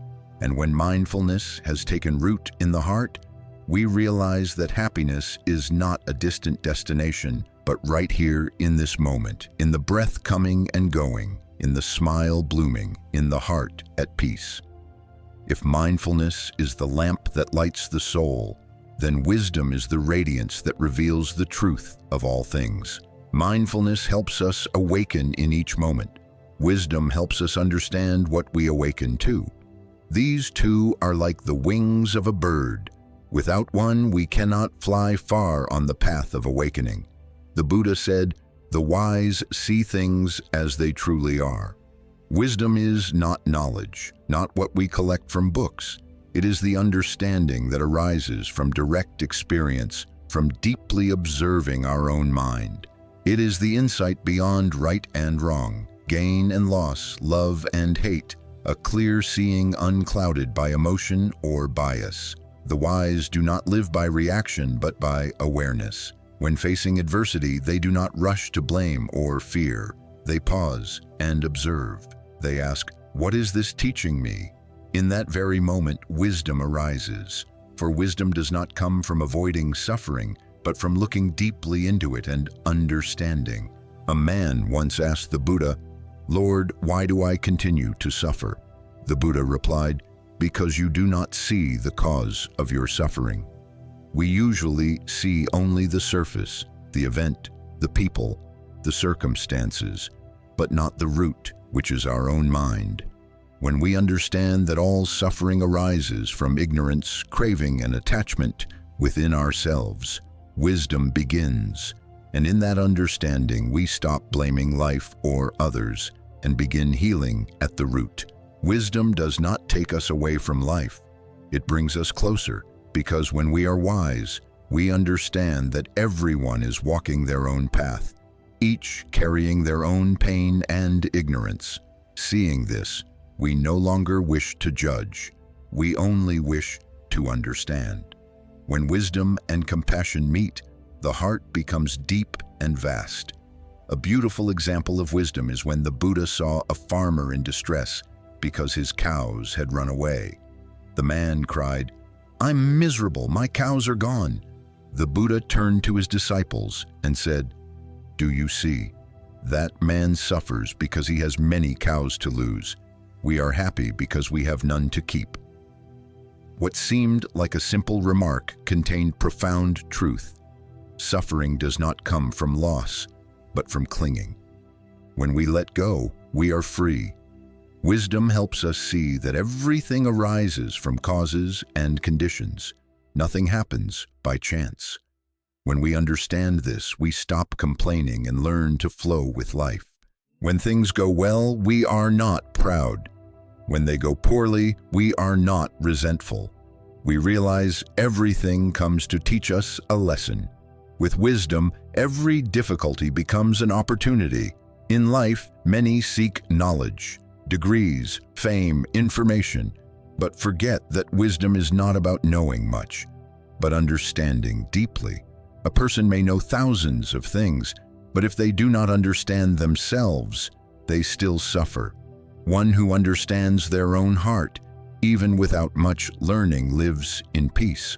For self-understanding is the root of all wisdom. The Buddha did not teach us to believe in him, but to see as he saw, to witness truth for ourselves. When we see directly, wisdom becomes a light within that no one can take away. Wisdom is also the ability to see life as a whole. Instead of seeing fragments, we see the interconnection of all things. We understand that our joy is tied to the joy of others, our happiness inseparable from collective happiness. In this way, selfishness fades and compassion naturally grows. A wise person does not argue or try to prove themselves right, for they understand that right and wrong are only relative, shaped by each point of view. They choose peace over victory. They listen to understand, not to refute. In that silence and deep listening, wisdom grows. Practicing wisdom is practicing observation without attachment. When happy, know you are happy. When sad, know you are sad. Do not deny, do not cling. Emotions come and go. You are only the witness. That seeing itself is wisdom, seeing things as they are without addition or subtraction. A monk once said, "Wisdom does not reside in the head, but in the heart that has become still." When the mind is calm, wisdom arises. When the mind is restless, no matter how much one studies, it is only knowledge. Thus, to cultivate wisdom, one must first learn to quiet the mind through breathing, mindfulness, and silence. From there, clear insight naturally reveals itself. Wisdom does not make us different from others. It makes us more human. It teaches us to live gently, to speak kindly, to put love before ego. It does not judge or impose, but illuminates through understanding. When wisdom deepens, we realize there is no one to defeat, nothing to possess. The world remains the same, but our way of seeing changes. What once caused suffering now only brings a smile, for we see that both pain and joy are temporary, but once wisdom is lit, it shines for a lifetime. And then we understand why the Buddha said, "One with wisdom remains serene amid suffering, like a lotus blooming in the mud." For wisdom does not erase suffering, it transforms it into the path toward peace. When we see that all things arise from causes and conditions, we stop resisting life and begin to flow with it, gently, deeply, and freely. When wisdom blossoms within, we begin to see that life is a river of conditions. Everything comes and goes, not according to our will, but through the harmony of countless causes. Sometimes favorable, sometimes adverse, sometimes joyful, sometimes painful. All are natural parts of existence, and if we live in harmony with conditions rather than against them, we find a strange, quiet peace. The Buddha taught, when conditions come together, things manifest. When conditions disperse, things cease. Thus, suffering begins when we cling to what has ended or chase what has not yet arrived. When we understand this, we stop forcing, demanding, and trying to make life obey our wishes. Living in harmony with causes and conditions does not mean giving up or surrendering. It is a mindful and flexible attitude, knowing how to give our best while remaining at peace with the outcome. We sow seeds with a good heart, and the fruits, whatever they are, belong to the flow of conditions. Like a farmer who plows, waters, and tends to his field, yet cannot make the rice grow faster, he simply does his part and trusts nature. Many suffer because they try to control everything, others, circumstances, time, even their own emotions. But the harder they try, the more exhausted they become. For life never follows our plans. Some things we want have not yet ripened, others we resist arrive anyway. Only when we live in harmony with this flow do we find true freedom. A Zen master once said, "The one who lives in harmony with causes can smile amidst the storm. The storm cannot be stopped, but we can learn to stand firmly within it." When facing adversity, instead of blaming, we ask, "What cause brought me here? What lesson is life offering?" In that question, the mind becomes clear. There is a story of a man who lost his horse. His neighbors came to comfort him, but he only said, "Who knows? It may be a good thing." Days later, the horse returned, bringing another with it. The neighbors congratulated him, but he said again, "Who knows? It may be bad." Soon after, his son fell from the horse and broke his leg. People pitied him, but he smiled. "Who knows? It may be good." Later, when war broke out, his injured son was spared from going to battle, and thus his life was saved. The story teaches us that in this life, nothing is entirely good or bad. All things depend on causes and conditions, moving under the law of karma. When we live in harmony with causes, the heart no longer clings. We do what is right and let things unfold naturally. If results are good, we give thanks. If not as we wish, we smile. For we know everything arrives to teach us something. That attitude itself is wisdom in action. Someone asked, "If I live by conditions, won't I become passive?" No. Living in harmony with conditions means acting with awareness, not abandoning responsibility. We still strive, but we do not suffer over results. We still love, but we are not destroyed by loss. We still live wholeheartedly, but without attachment to gain or loss. That is true freedom. Harmony with causes is also the art of knowing when to stop. Many suffer because they do not know when to let go. When conditions have ended, they still cling. A relationship, a job, a dream. Once it has drifted away, smile and let it go. For perhaps when one door closes, another condition is waiting to open. The one who knows when to stop is wise, for they understand that a river cannot flow backward. In the Dhammapada, the Buddha taught, "Who lives in accord with the Dharma lives in peace." Dharma here means the natural law of the universe, arising, abiding, decaying, and ceasing. When we live in harmony with this law, we stop arguing with life. When rain comes, we take shelter. When the sun shines, we rest in its warmth. When sorrow arrives, we learn. When joy appears, we give thanks. Living this way, nothing can truly harm us. One who lives in harmony also knows that not every connection is meant to last. Some come only to teach a lesson and then depart. We need not cling. Some people appear only to illuminate a corner of our soul, then disappear. When we understand this, we feel gratitude instead of resentment. Every encounter has meaning. The difference lies only in the length of its stay. To live in harmony is to relax without apathy, to let go without indifference, to walk, observe, and smile through every change of life. When in harmony, we no longer ask, "Why did this happen to me?" but quietly say, "This has come because it needed to come." In that attitude, peace naturally arises. And then we realize, when we stop fighting life, life becomes as light as breath. Everything that comes and goes is but a guest. No need to hold, no need to chase. We simply open the door of the heart and welcome it with calmness.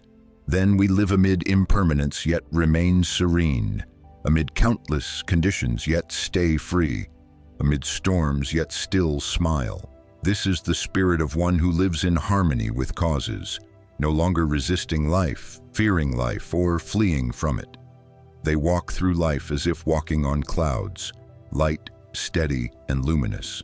For they understand, only when we flow with the river of conditions do we truly live as ourselves, peaceful, free, and full of love. In Buddhism, there is a phrase both simple and profound: adaptable yet unshaken. Adaptable means being flexible and responsive to changing circumstances. Unshaken means keeping the mind pure and undisturbed. Two ideas that seem opposite, but in truth complete each other. One who lives adaptable yet unshaken neither drifts with the current of life nor fights against it. They flow with it while keeping a clear, peaceful heart. The Buddha lived in the world, teaching all kinds of people, kings and peasants, the wise and the ignorant. He adapted his teachings to each person's capacity, yet his compassion and wisdom remained constant. He was not swayed by circumstance, nor attached to form. This is the spirit of adaptable yet unshaken, living flexibly without losing one's essence.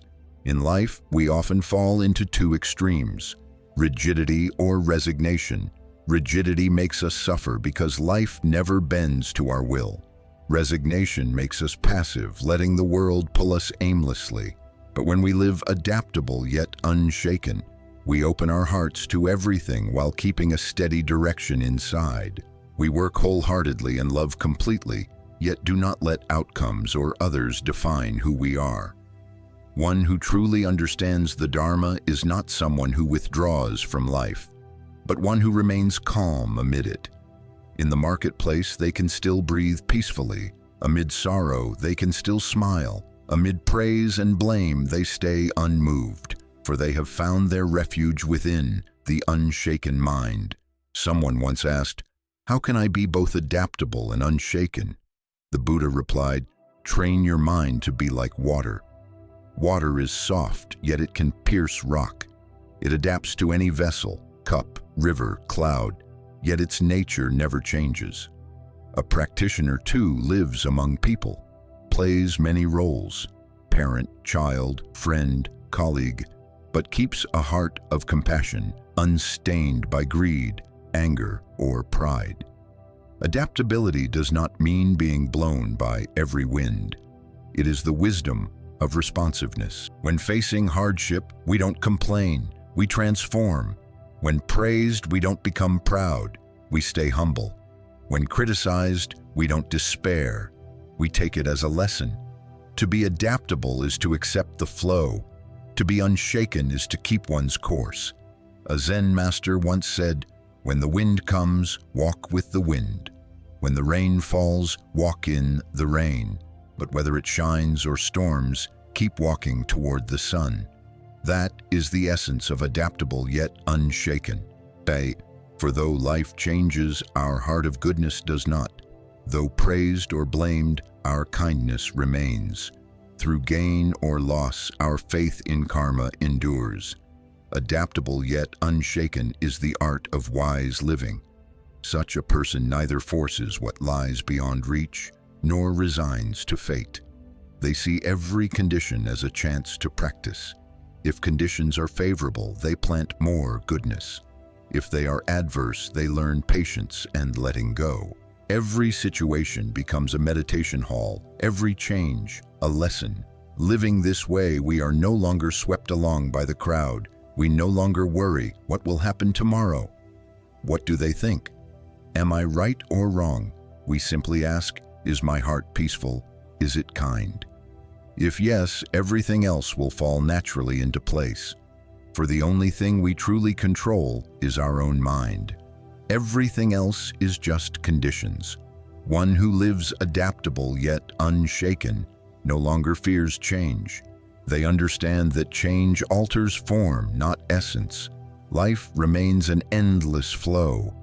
When young, they live with passion. When old, with serenity. When healthy, they serve.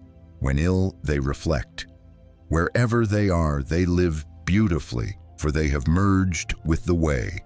Someone once said, "I used to think peace meant finding a quiet place away from chaos. Now I know peace is sitting in the midst of chaos with a calm heart." That is the unshaken within adaptability, living among waves while keeping the heart still like a lake. When we find that stillness, we stop searching for peace, because peace has been within us all along. And through living adaptable yet unshaken, life no longer seems frightening. Each turmoil is only a wave. The mind is the vast ocean.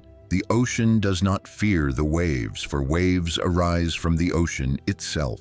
Likewise, one who understands the Dharma does not fear life, for they know life and mind are not two. Adaptable yet unshaken is the union of wisdom and compassion. Wisdom gives clarity, compassion gives softness.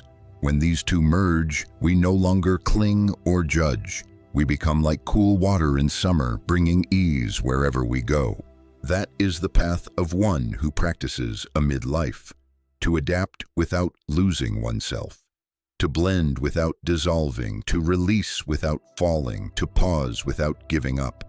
Adaptable yet unshaken means living fully in the present, while keeping a steady light within, no matter how the world changes. And when we live like this, we no longer need to seek peace. Peace comes on its own, like the fragrance of a lotus blooming from the mud, like a gentle wind passing over a quiet field. Amid life's endless changes, the hardest thing is not facing storms, but keeping the heart still like a lake. When the wind rises, the surface ripples. When the wind stops, it reflects the sky. The human heart is the same. When thoughts and desires stir, peace fades. When they settle, the mind returns to its natural clarity and kindness. The Buddha said, "A still mind is the foundation of wisdom."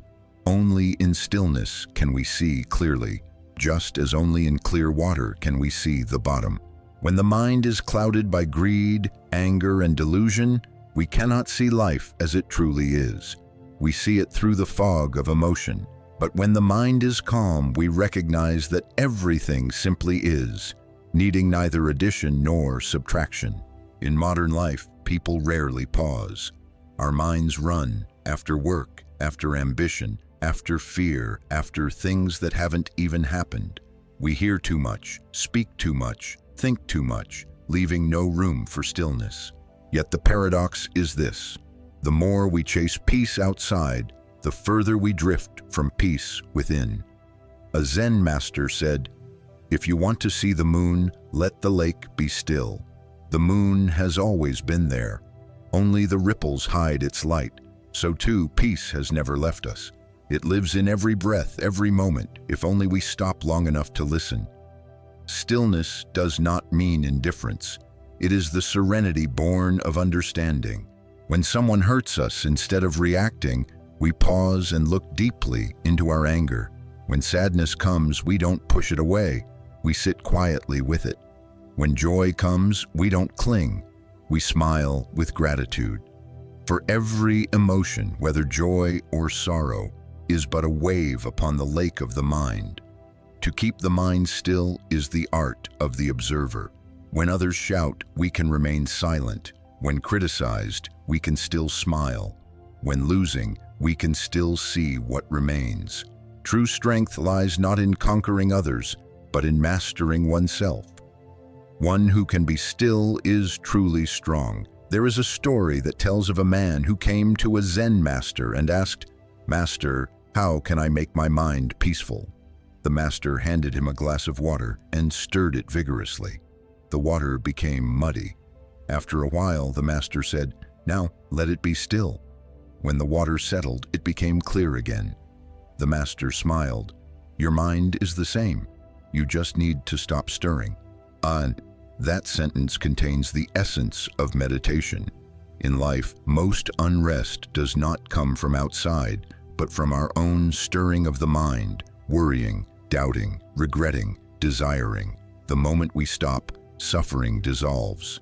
Not because life suddenly changes, but because our way of seeing does. A person with a calm mind is not one who never suffers, but one who does not let suffering take over their whole heart. They still work, still love, still face challenges, but within them is a quiet space, untouched by anything. No matter how large the outer waves, inside them remains a still lake, reflecting every passing cloud. A quiet mind is also the root of compassion. When the mind is still, we can feel the suffering of others. When the mind is noisy, we hear only ourselves. A person with a calm mind listens with the heart, speaks with kindness, and lives with understanding. Such a person brings peace to others simply through their presence. To have a mind like a still lake cannot be rushed. It is the result of daily practice, through breathing, walking meditation, and small mindful acts. When washing dishes, know you are washing dishes. When hearing birds, know you are hearing. When breathing, know you are breathing. Gradually, the mind grows familiar with presence and peace becomes natural. Sometimes just sitting quietly for 5 minutes doing nothing, thinking nothing, only breathing in and out, you will feel a new energy arise within. That stillness is not escape, but return. It helps us see what truly matters and what should be released. In silence, we find answers that noise can never give. Someone once said, "In the storm, if you can keep one peaceful breath, you have already overcome the storm." Indeed, life does not need to be free of waves. It only needs a lake within. That lake is the clear, aware, peaceful mind. When we keep it, we fear nothing. For though the world changes, we remain ourselves, like the sky untouched by clouds, like the sea unshaken by waves. And when we live with a mind like a still lake, everything becomes simple. When someone comes, we smile. When they go, we bless them. When things succeed, we are grateful. When they fail, we learn. Each day becomes a verse of meditation, each breath a moment of practice. Life is no longer a battle, but a quiet river flowing through our being. There is a simple truth people often forget. Only the present moment is real. The past is gone, the future not yet come, and the present is where life truly happens. Yet most of the time, we do not truly live in the present. We live in memories, regretting what is lost, or in worries, fearing what has not yet arrived. Both make us lose ourselves. The Buddha taught, "Do not dwell in the past, do not dream of the future. Dwell in the present moment." When we return to the now, all suffering softens, all confusion fades. For suffering exists only when we think of what was or what will be. In this very moment, while we are breathing, there is no problem at all. The past may be full of wounds, regrets, and mistakes, but the past is only an image in the mind. It has no power unless we feed it with memory and emotion. Look at the past as an old friend. Thank it for its lessons, then let it go. Every time we replay the same story, we tie ourselves to what is already gone. Only by releasing it can we truly live. Someone once asked a Zen master, "I cannot forget my old hurts. What should I do?" The master smiled. "You don't need to forget, just stop touching them every day. The past is like a scar. It doesn't need erasing, only to be left unhurt. When we stop reopening it, it heals itself. The future is the same. We often fear what has not come. Fear of losing our job, of illness, of loneliness, of death. But in truth, the future does not exist. It is only an image created by the mind. Worrying about the future is like carrying an umbrella on a sunny day. It cannot stop the rain, it only makes us heavier. Living in the present does not mean living carelessly or ignoring tomorrow. It is awareness in each moment. When eating, just eat. When walking, just walk. When working, just work. When we are fully present, we are sowing seeds for a beautiful future without needing to worry. A farmer plowing the field with a joyful heart, that is mindful presence. A mother cooking a meal with gratitude, that is a living present. A worker focusing deeply on their task, that is a complete present. We don't need to search for peace elsewhere. It is already here in everything we do if we are truly present. A very simple meditation to return to the present is mindful breathing. Whenever the mind starts to wander, stop, take a deep breath and silently say, "This is an in-breath." Then breathe out and say, "This is an out-breath." Just 3 mindful breaths and you have returned to now. The mind softens and you feel more peaceful than ever. One who lives in the present is one who treasures small things. They are grateful for a cool breeze, a warm meal, a gentle glance. They do not wait for grand achievements to feel joy, for they know happiness is not in the future. It is right here in this moment.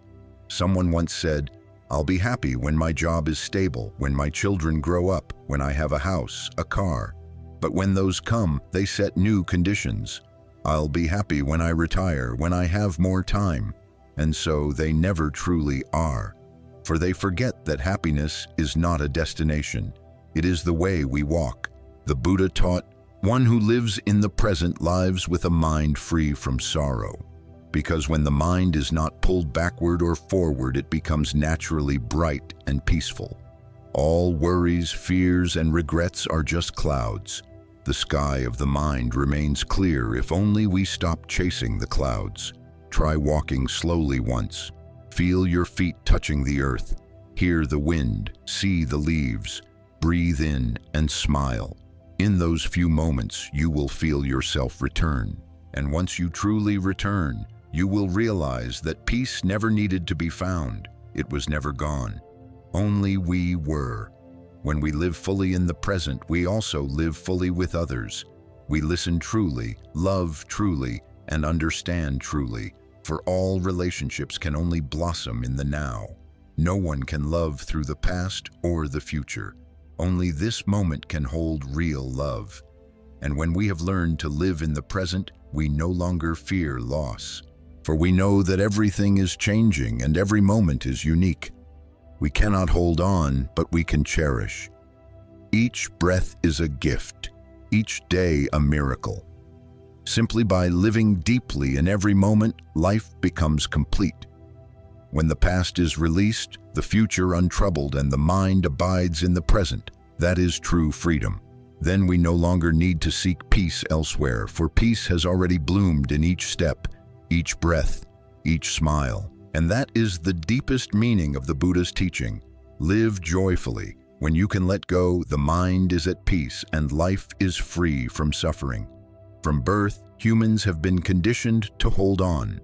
We cling to what brings us joy and resist what brings us pain. Yet that very clinging is the root of all suffering. The Buddha clearly taught, the cause of suffering is attachment. The more we cling, the more we fear losing.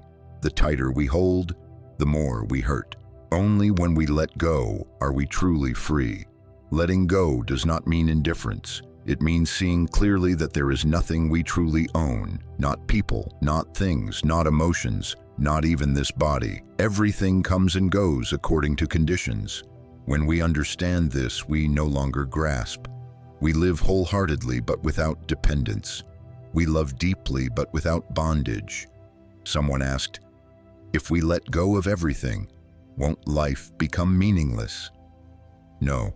In truth, only when we let go can we love and live fully. Because when we are not attached, we can love without fear of loss, give without expecting return, and live without being driven by fear. Letting go does not make us cold, it makes our love pure. Observe what causes our suffering. A word, a look, a memory, a loss, all things we cannot control, yet we give them the power to disturb our peace. When we pause and breathe, we see that suffering does not come from what happens, but from our refusal to release what has already happened. A Zen master once told a story. Two monks were crossing a river. One carried a young woman across, then set her down. The other did not carry her, but spent the rest of the journey scolding his friend. "How could you touch that woman?" The one who carried her smiled and said, "I set her down long ago. Why are you still carrying her?" We are the same. Often the event has long passed, yet we still carry it. Every step grows heavy with unlet memories. Letting go is not forgetting, but accepting. It is understanding that everything is impermanent and what must come will come. What must go should go. The more we resist, the more we suffer. When we let go, we do not lose. We gain lightness, peace, and freedom. Some have faced great loss and said, "I thought I could not survive." But one day, when the tears were gone, I suddenly felt calm. For when pain reaches its peak, the heart naturally releases. The question is, can we learn to let go sooner, before suffering forces us to? Letting go is not only about releasing people or things, but also about releasing ideas within the mind. Letting go of judgments, of winning and losing, of the self that always needs to be right. When the mind is no longer ruled by the ego, we see life more lightly, and compassion naturally blooms. Someone asked the Buddha, "Do you fear death?" He replied, "No, because I see nothing to lose." That answer is the pinnacle of letting go. When we no longer see anything as mine, we no longer fear losing. And when there is no fear of loss, we live each moment fully. Letting go does not come from forced effort, but from deep understanding. When we truly see the nature of impermanence and conditions, release happens naturally. Just as one who knows that holding a hot coal will burn, will drop it without being told. When we see clearly that attachment brings pain, we no longer wish to hold on. Sometimes we must ask ourselves, what is it I am holding on to? A person, a thing, or just a feeling in my mind? Looking deeply, we see that what we cling to is merely a shadow, an idea of the past. When we realize this, the heart grows light. Letting go is a journey. At first, we release small things. Gradually, we learn to release greater ones, until one day we realize there is nothing left to release, for the mind is already free. Letting go does not mean withdrawing from life, but living fully without being bound by it. Like the lotus that grows in mud yet remains unstained. One who knows how to let go still works, still loves, still serves, but without suffering from it. And when we can let go, we understand why the Buddha taught, letting go is the path to peace. There is no teaching more wondrous than letting go, for it is the root of freedom, the ground of wisdom, the gateway to liberation. Let go so the heart is light, the mind is clear, and every step on life's path becomes effortless. When we release, all things return naturally to their rightful place, and we realize that we never needed to hold anything at all, for happiness was never in what we kept, but in the moment we knew how to release. After learning to let go, one begins to touch a deeper level of peace, the inner freedom, a happiness no longer dependent on anything outside. This freedom does not come from having much or little, from success or failure, from being loved or abandoned. It comes from a mind no longer bound, no longer ruled by circumstance. The Buddha taught, no one can grant freedom to another, it must be found within. Inner freedom does not mean withdrawal from the world, but living in the world without being chained by it. A truly free person can dwell amid noise, yet hear the silence within, face praise or blame without wavering, endure loss without collapse. They are not peaceful because all is well. All becomes well because they are peaceful.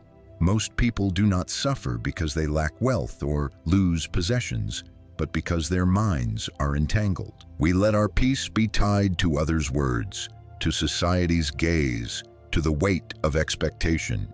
We fear judgment, misunderstanding, rejection. Yet all these fears are prisons we build ourselves. When we dare to live truthfully, to be authentic, to no longer need approval, we begin to walk free. Someone once asked a Zen master, "What is freedom?" The master replied, "It is when you no longer need the world to please you." A simple statement, yet profoundly awakening. When we stop demanding that life conform to our will, we find life becomes gentle. When we stop seeking happiness outside, we discover it has always been within. A person with inner freedom still works, still loves, still engages with life, but they do everything with ease and self-mastery. They help others not for praise, strive not to prove themselves, and love not to possess. Every action arises from a pure, unconditional heart. Once, when the Buddha passed through a village, the people there insulted and cursed him harshly. His disciples grew angry and wanted to respond, but the Buddha only smiled and said, "If someone offers you a gift and you do not accept it, that gift still belongs to them." That sentence is the clearest expression of inner freedom. One who is free is not bound by others' words, praise, blame, or actions. They are the masters of their own emotions. Inner freedom does not mean the absence of emotion, but the ability to embrace and transform it. When sad, we know we are sad. When angry, we know we are angry. We do not run away or judge. We simply observe, breathe, and let everything dissolve naturally. Every emotion comes like a guest, arriving, staying, and leaving, while we remain the peaceful host. A person who attains inner freedom is no longer controlled by greed, hatred, or delusion. They no longer chase wealth, fame, or power. They understand that these things are means, not ends. They live simply yet deeply, quietly yet full of vitality. They may be poor yet remain happy, for their hearts are never lacking. Someone once said, "True freedom is when you no longer need to prove anything to anyone." Indeed, when we stop trying to prove we are right, talented, or better than others, we begin truly living, for we are no longer pulled by the gaze of the world. We simply do what is right, live kindly, and smile in silence. Inner freedom also comes from realizing that happiness needs no reason. When the mind is clear, everything can bring joy: a cup of warm tea, a gentle rain, a smile. One without freedom feels lack even amid abundance. One with freedom feels complete even in a quiet afternoon. One day, when we can sit peacefully in the midst of life, wanting nothing more, when we can smile whether praised or blamed, when we can love without needing anything in return, that is when we have touched true freedom. That freedom cannot be given or taken. It lives in every mindful breath. Inner freedom is the foundation of unconditional happiness. Such happiness comes not from having, but from knowing. Knowing enough. Knowing gratitude. Knowing love. Knowing when to stop. When the heart knows gratitude, there is no suffering. When it knows enough, there is no lack. When it knows love, there is no loneliness. When it knows to stop, there is no confusion.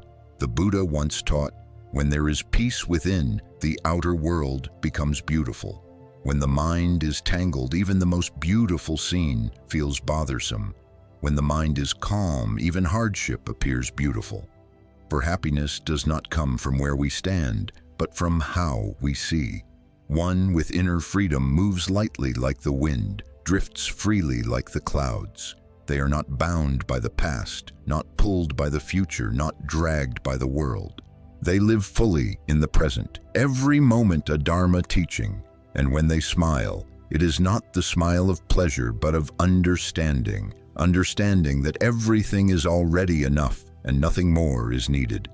That is unconditional happiness, steady as a mountain, deep as the ocean, light as a breath. When we live this way, though life still holds suffering, our hearts remain peaceful as if already on the other shore.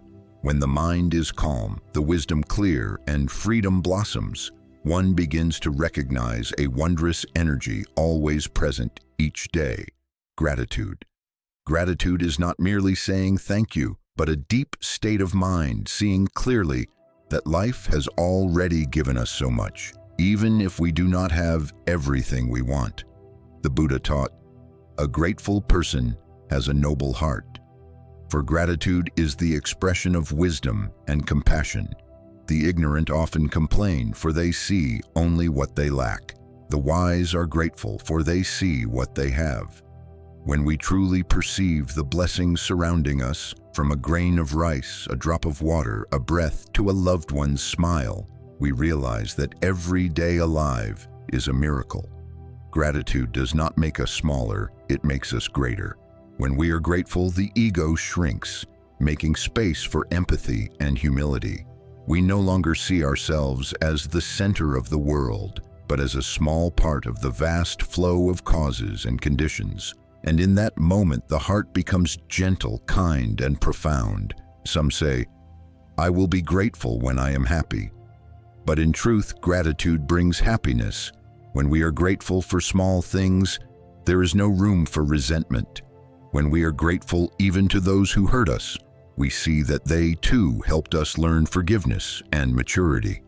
When we are grateful for adversity, we understand that suffering has taught us the value of joy. Someone once asked a Zen master, "How can I make my mind peaceful?" The master replied, "Each morning think of 3 things you are grateful for." The man followed this advice.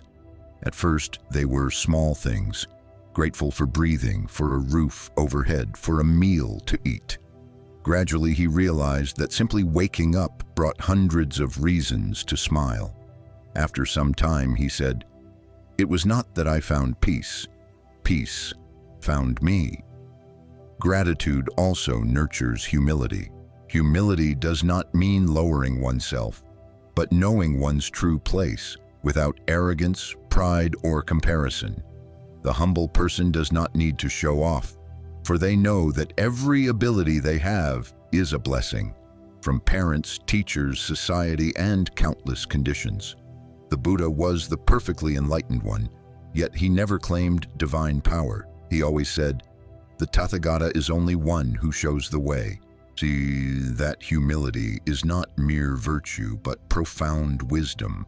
For when we see no self, there is nothing to boast of and nothing to prove. Wherever people of gratitude and humility go, there is light. They need not speak much or teach anyone, for their presence alone brings comfort. They see the world not through judgment, but with eyes of love and understanding. In life, there will be times of success and times of failure. When successful, be grateful for the gathered conditions, and humble, knowing nothing lasts. When failing, be grateful that life is teaching a new lesson, and humble enough to begin again. Living this way, we no longer fear gain or loss, for our hearts are steady like trees with roots deep in the earth. Gratitude is also the key that opens every door within the heart. When we are grateful to our parents, we live with more filial love. When we are grateful to our friends, we become more sincere. When we are grateful to life, we complain less. When we are grateful to ourselves, we stop causing our own suffering. Each moment of gratitude is a lotus blooming in the heart, spreading the fragrance of peace. Someone once asked, "How can I keep gratitude alive in a world so full of competition?" The answer is, slow down. When we walk slowly, we begin to see the miracles around us: the sunlight through the leaves, the song of a morning bird, the smile of a stranger, the warmth of a cup of tea. These things cost nothing, yet they are priceless. Gratitude makes life gentle. Humility also frees us from the pain of comparison. The arrogant always look upward and feel lacking. The humble look around and feel enough. Humility opens the heart to learning, freeing us from the notions of I and mine. Within that modesty, we step closer to wisdom. The Buddha once said, "Even a single drop of water does not exist on its own. It is the result of clouds, wind, earth, and sky. Likewise, our lives today are the product of countless conditions of love, effort, and unseen protection surrounding us. When we see this, we cannot help but feel gratitude. And when gratitude and humility become our nature, we no longer need to force our practice or our learning. Every word, every action, every glance naturally radiates wholesome energy. At that point, we no longer strive for happiness. We are happiness itself. Gratitude helps us realize we do not need more to feel complete. Humility helps us understand we do not need to be better than anyone to feel at peace. When these two merge, our hearts become deep as the ocean, soft as water, and bright as the full moon. Then we see that all the Buddha's teachings, letting go, contentment, mindfulness, compassion, lead to the same place, living with a heart that knows gratitude, love, and stopping. When we have that, even in impermanence, the heart remains serene, like a gentle river flowing endlessly beneath the sky. When gratitude and humility have become the foundation of the heart, what naturally blossoms next is unconditional love. That love no longer distinguishes between friend or stranger, right or wrong. It simply wishes all beings to be safe and happy. The Buddha called this metta, loving kindness guided by wisdom. Everyone knows how to love, but most love conditionally. We love when others please us, when they understand and return our affection. Yet when they differ from us, when they hurt us, we close our hearts. Such love is fragile. It wilts with a single gust of wind. Unconditional love, however, is a flame that never goes out. Whether in sunshine or storm, in ease or hardship, it remains warm and gentle. Unconditional love asks for nothing in return. It is not weakness, but the expression of a strong and understanding heart. A truly compassionate person does not let others harm them, yet they also do not let their heart harm others. They understand that all unwholesome actions arise from suffering. Instead of blaming, they feel compassion, knowing that those who do wrong are merely lost in ignorance. Someone once asked the Buddha, "How can I not be angry with those who harm me?" He replied, "When you see that they too are suffering, your anger will fade." Indeed, compassion is not forgiveness because the other deserves it. It is because we deserve peace. Forgiveness does not make us weak. It frees us from the weight of resentment. A loving heart sees all beings as precious, from the small ant struggling to cross the path to the stranger rushing through the crowd. Each is walking through their own suffering. When we open our hearts, we see we are no different. We all breathe, we all grieve, we all seek peace. In that awareness, the boundary between self and other dissolves. Those who live with unconditional love need not speak lofty words. They simply do small things with great kindness. A smile, a compassionate look, a gentle greeting. Such simple acts can heal a weary soul. In the Metta Sutta, the Buddha taught, "Let your heart be as boundless as the earth. Though the earth is trampled upon, it still supports all beings." Likewise, when our hearts are vast, we are not easily hurt. Others may act wrongly, yet we remain calm, knowing that everyone is still learning to awaken, just as we once were. Unconditional love is also the path to wisdom. When we love, we no longer see ourselves as separate. And when separation ends, suffering ends. For the ego, the root of all suffering, exists only in the division between me and others. When love expands and boundaries dissolve, in that moment we touch selflessness. A Zen master once said, "When you look at another with eyes of compassion, you cannot judge them." That is true. Love and judgment cannot coexist. When the heart is full of love, anger naturally fades. When we love others, we are also healing ourselves. In modern life, we are easily swept into the rush of competition and comparison. But if each of us pauses for just a moment to love, to love our parents, our children, strangers, and even those who have hurt us. How different this world would be. For each heart of compassion is a small light, and many small lights together become a sun that dispels suffering. Unconditional love does not seek recognition. It does not need to be seen, for in loving, we have already received. Love is a life-giving energy. It carries us through weary days, helps us stand firm in times of change, and warms us even in the coldest winter. Someone once asked, "How can I practice compassion in a world full of struggle?" The answer is, start with what is near. When someone does wrong, try understanding instead of anger. When someone is unpleasant, try smiling. When you see someone tired, offer small help. And most importantly, love yourself. For without self-love, we cannot truly love others. To love oneself is not to indulge, but to understand and accept oneself as one is. When we stop self-blame and self-judgment, we can finally open our hearts to the world. Beginning with compassion for ourselves, that love will ripple outward like waves spreading endlessly across a still lake. When love becomes unconditional, we see that loving is not something to do, but a natural state of an awakened heart, like a flower that blooms for no one, like the sun that shines without choosing where. That love is effortless, simple, and enduring, light as breath, deep as the ocean, and bright as the moon. Those who love unconditionally are the freest of all, for they no longer fear being hurt. They do not love to be loved in return, nor give to receive. They love simply because they understand that love itself is the essence of life. When our hearts return to that original love, life no longer seems frightening, for we know that every sorrow can be transformed by a loving heart. And when we can love even those who once caused us pain, we will understand the true meaning of liberation. Not leaving the world, but living within it with a heart unburdened. Then each breath becomes meditation, each glance becomes Dharma, and each smile becomes happiness.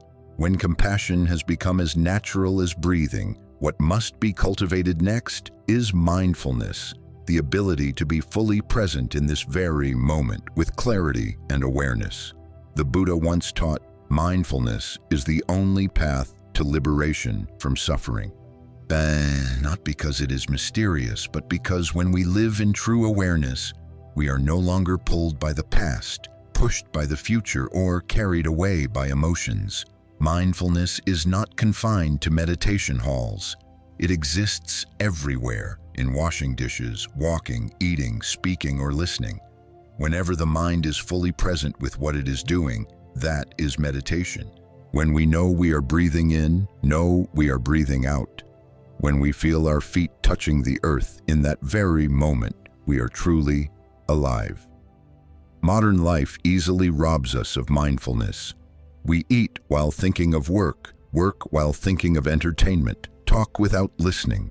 We live like programmed machines, moving from one task to another without knowing why. Mindfulness is the key that frees us from that cycle. With mindfulness, we stop, look deeply, and see clearly what is happening. A glass of water falls to the ground. If we are unaware, we become angry at the inconvenience. But with mindfulness, we simply see that water has spilled and needs to be wiped. Anger has nowhere to cling, and irritation dissolves. For when we are fully present, we see things as they are, without emotional coloring or judgment. Some think mindfulness means withdrawing from the world, or slowing down while others rush ahead. In truth, mindfulness does not oppose life. It helps us walk through it without being swept away. A mindful person can work more efficiently because they focus on one task at a time. They also know how to rest properly because they recognize when the mind needs to stop. A Zen master once said, "A person without mindfulness is like a drunkard, always losing themselves." When we are not awake, we are easily led by emotions. Anger makes us speak hurtful words. Sadness drives us to seek distraction in fleeting pleasures. But with mindfulness, we pause in the middle of the storm, breathe, and observe. That alone is enough for the waves to calm. Practicing mindfulness does not require much time. We only need to return to our breath a few times a day. While driving, instead of worrying about the destination, feel the steering wheel in your hands, the steady flow of cars. When eating, truly taste the food. When listening to someone, let the mind settle. Do not prepare your reply, just listen. Each small act is a step of meditation. Mindfulness also helps us recognize the body and mind more clearly. We know when the body is tired, when the mind is anxious, when the heart is angry. And once we see, we are no longer controlled by them. We simply breathe, observe, and release. In truth, we do not control emotions. We simply stop letting them control us. Someone once asked, if mindfulness means being aware in every act, do we still need sitting meditation? The answer is yes. Sitting meditation is not escaping life. It is sharpening the mind like a blade. When the mind learns stillness, we carry that stillness into every act of living, like a musician who practices not just for performance, but so that every note played anywhere sounds complete. Mindfulness is the path of calm abiding, but also of wisdom. When the mind is quiet enough, we see cause and effect in every small thing. We understand why others act as they do, why we suffer, and why we must forgive. With mindfulness, we no longer react blindly. We respond with compassion. One morning, step outside, take a deep breath, and feel the wind on your skin. In that moment, if your mind goes nowhere else, you will sense a simple peace, not given by anyone, but arising naturally as you return home to yourself. That is the energy of mindfulness. Mindfulness is not magic, it is a way of living. When we are truly present in each second, life transforms. Every act, however small, becomes meaningful. We no longer merely pass through days, we live fully within them. The mindful person does not need to flee the world to find peace, for peace is already within the most ordinary things. They do not need to search for the Dharma in scriptures, for it is in the way they pour tea, wash dishes, smile, and love. The Buddha once taught, when you walk in mindfulness, each step touches nirvana. This means peace is not somewhere far away. It is in every mindful step we take today. And when we live this way with mindfulness, compassion, gratitude, and humility, though the world may still be full of storms, the heart remains calm as the sky after rain. Each breath becomes a sutra, each day a Dharma talk, and each smile a lotus blooming in life. When we live mindfully long enough, another door opens, the wisdom of clear seeing, or, in other words, the ability to view life through awakened eyes. This wisdom is not learned knowledge, but direct insight born from experience, seeing clearly the arising and passing, the coming and going, and realizing that impermanence is the natural nature of all things. The Buddha once said, all conditioned phenomena are impermanent. This means everything with form is subject to change. Nothing lasts forever, not a flower, a body, or an emotion. Just look around and you will see. The dawn fades, youth passes, happiness shifts. Yet because humans resist this truth, suffering arises. We suffer not because life changes, but because we want it to stay the same. We want our loved ones to remain as they were, our work to always succeed, our health to never fade, time to stop in the beautiful moments. But life is a river. How can one hold the water still? The tighter we cling, the more we ache. When we understand impermanence, we no longer fear change. We move with it gently and freely. Impermanence is not something to fear. It is what makes life precious. Because everything changes, each moment becomes unique. If flowers never wilted, would we still find them beautiful? If loved ones could never leave, would we cherish our time together? Impermanence teaches us to live deeply, to appreciate. Knowing that today might be the last time we meet someone, we will speak more kindly, hold them longer, and love them more. Understanding impermanence also helps us not cling to pain. When sad, we know sadness too will pass. When facing hardship, we know nothing endures forever. And when happy, we savor the joy without fearing its loss. Those who see impermanence with wisdom are not swept away by emotions, for they understand that all are but waves rising and falling upon the vast ocean of the mind. A Zen master once said, "Human life is like a rain, neither long nor short, just enough to soak the earth." When we understand this, we stop running from the rain and open our hearts to receive it. For the rain is part of the sky, just as suffering is part of happiness. Everything must exist so that life may be complete. Impermanence also teaches humility. Whether we are successful or famous, a single unexpected event can change everything. Understanding this, we no longer live in pride but in awareness, gratitude, and reverence for each passing moment. Through impermanence, we learn to love rightly, not by clinging or binding, but by being fully present in each instant. Someone once asked, "If everything is impermanent, what can we truly rely on?" The Buddha replied, "Only the truth of impermanence never changes." That answer is the ultimate wisdom. Seeing impermanence clearly, we stop seeking permanence in the transient. Instead, we return to take refuge in the awakened mind, the only place untouched by the flow of change. In daily life, impermanence is everywhere. A bright morning turns into dusk. A radiant flower wilts, a child grows up, a black head of hair turns white. If we resist this truth, we suffer. If we smile at it as a natural law, we are at peace. Impermanence is a lesson in letting go, in gratitude, and in maturity. Once, the Buddha held a handful of leaves and asked his disciples, "Are the leaves in my hand more, or those in the forest?" The disciples replied, "World-honored one, the leaves in the forest are more." The Buddha said, "What I know is as many as the leaves in the forest, but I teach only what is necessary to end suffering, impermanence, suffering, and non-self." Meaning, to truly see impermanence is to see the futility of attachment. When we understand impermanence, we no longer fear death, for we know that death is not an end, but a continuation. Like one candle lighting another, the flame continues though its form has changed. The wise do not fear impermanence. They use it to live more deeply, more mindfully, and with greater love. Understanding impermanence also makes us pause amidst life's rush.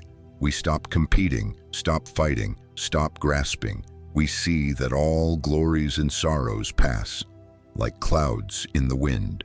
Only a peaceful heart is worth holding, and when the heart is at peace, even change becomes gentle. Impermanence teaches us to live each day fully, for no one knows if tomorrow will come. Speak kind words, smile more often, forgive faster, love wider. Each a morning simply knowing that we can still breathe, still see, still love, that is enough.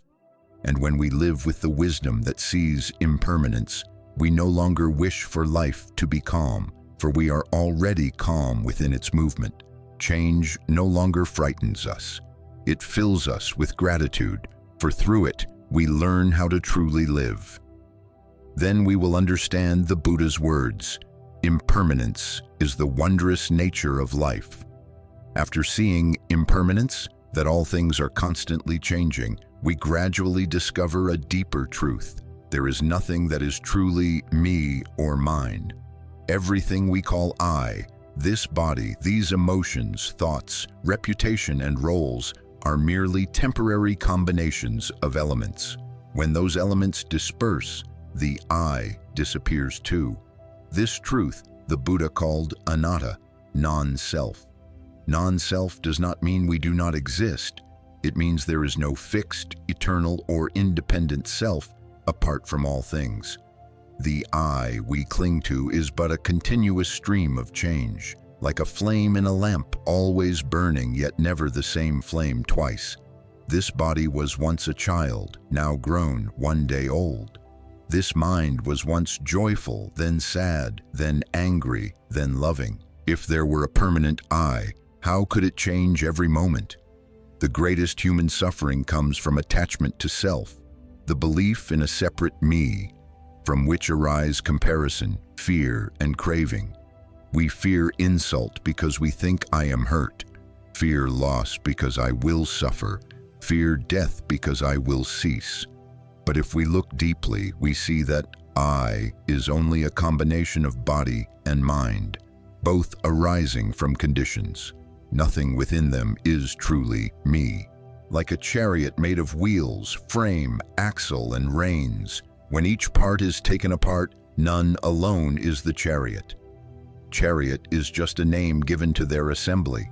Our body and mind are the same, a gathering of countless causes: food, water, air, memory, emotion, education, and environment. Remove one, and what we call I cannot exist. Seeing non-self does not erase our uniqueness, it frees us from illusion. Without me to protect, we are no longer easily hurt. Without me to compare, we no longer envy. Without me to prove, we no longer worry. Then the heart becomes light as a cloud. Someone once asked, "If there is no self, then who is living?" The Buddha replied, "Only the flow of life is unfolding. Like a river with no owner, yet water still flows, clouds still reflect, fish still swim. Life, too, moves without needing a self to direct it. It functions through interdependent conditions. The I is merely a thought arising in a deluded mind, creating the illusion of separation. When we cling to self, we build a wall between ourselves and the world.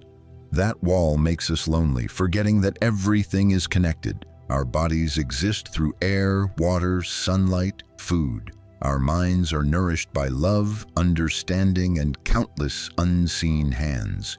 Nothing in us is separate. When we realize this, we no longer feel small or alone, but part of the vast flow of life. Practicing non-self is the path to true peace. When there is no I, who is there to suffer? When there is no mind, what is there to lose? A Zen master once said, "I searched for myself for 40 years and never found it.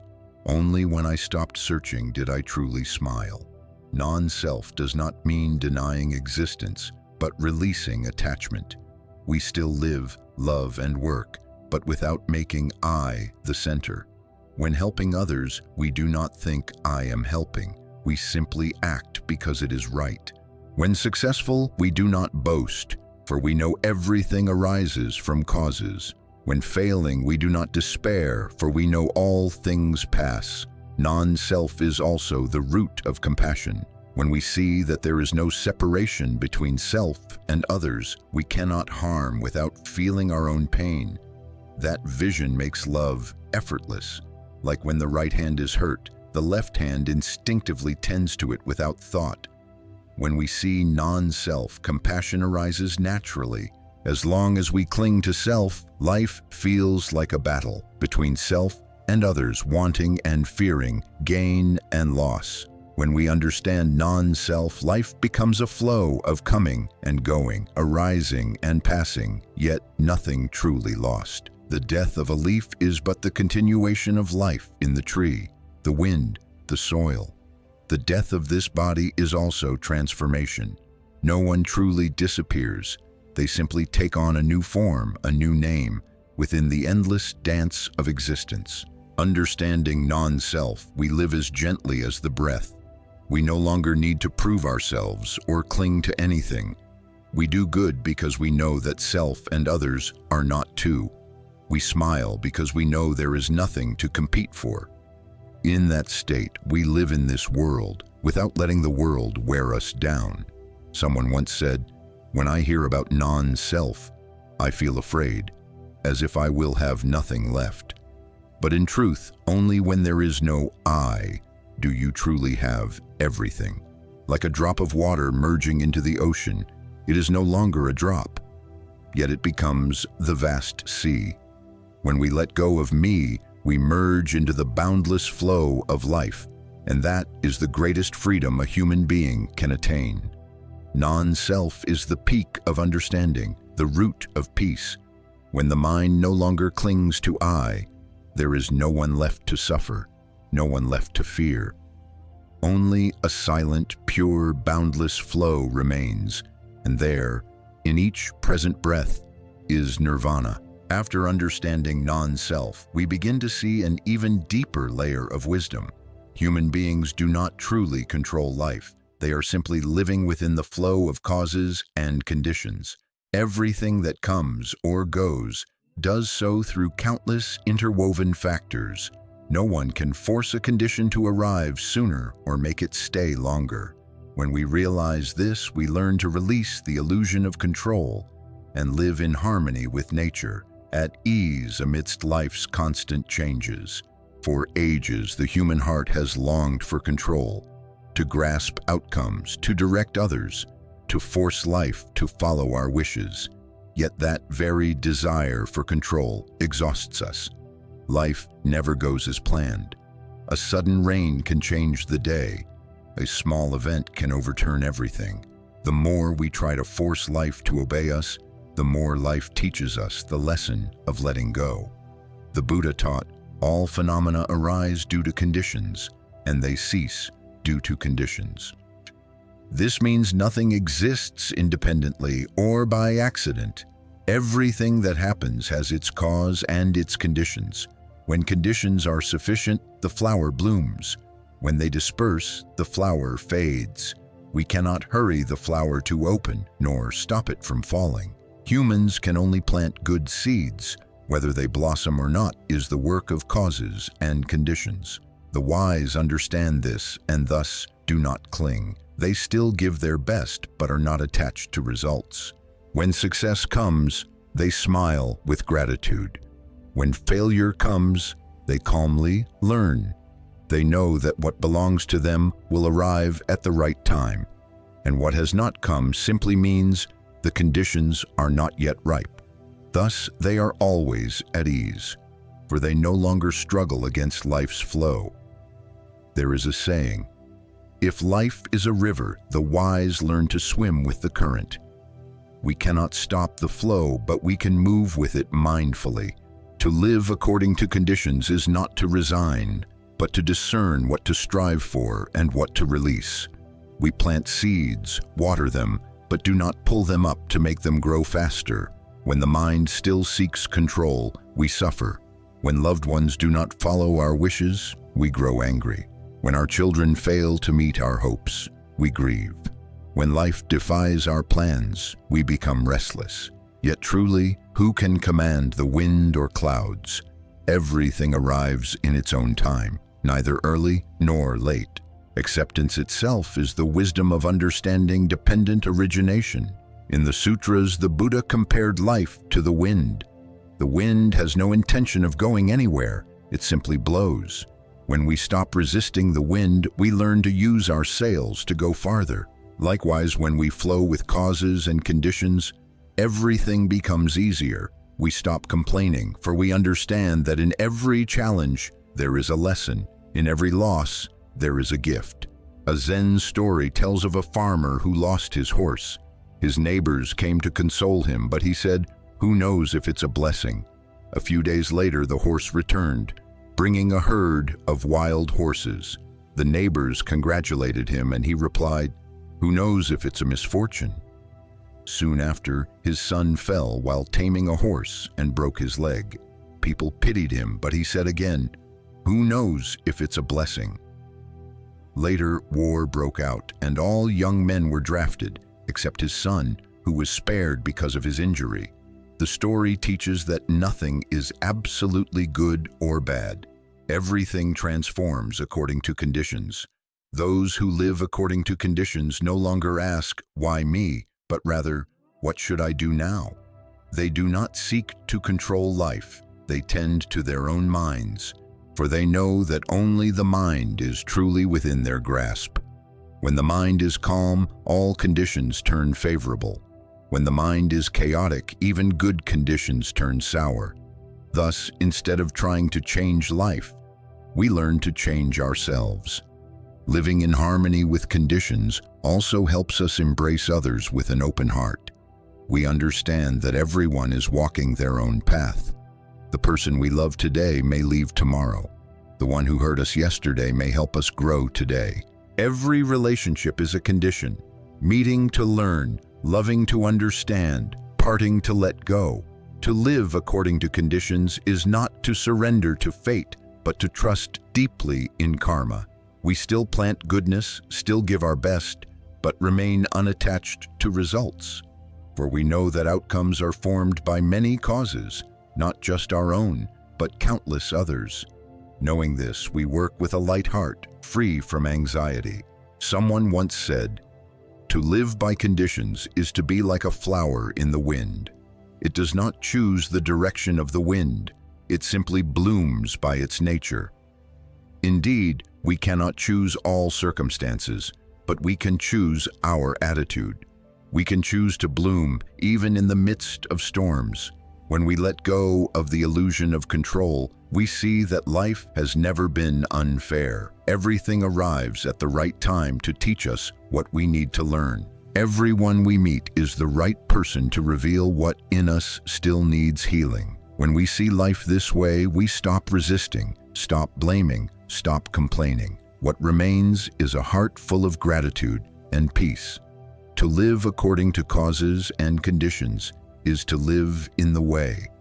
For the way is not somewhere far. It is in how we receive each moment of life. When the sun shines, we smile. When it rains, we listen. When things come, we cherish.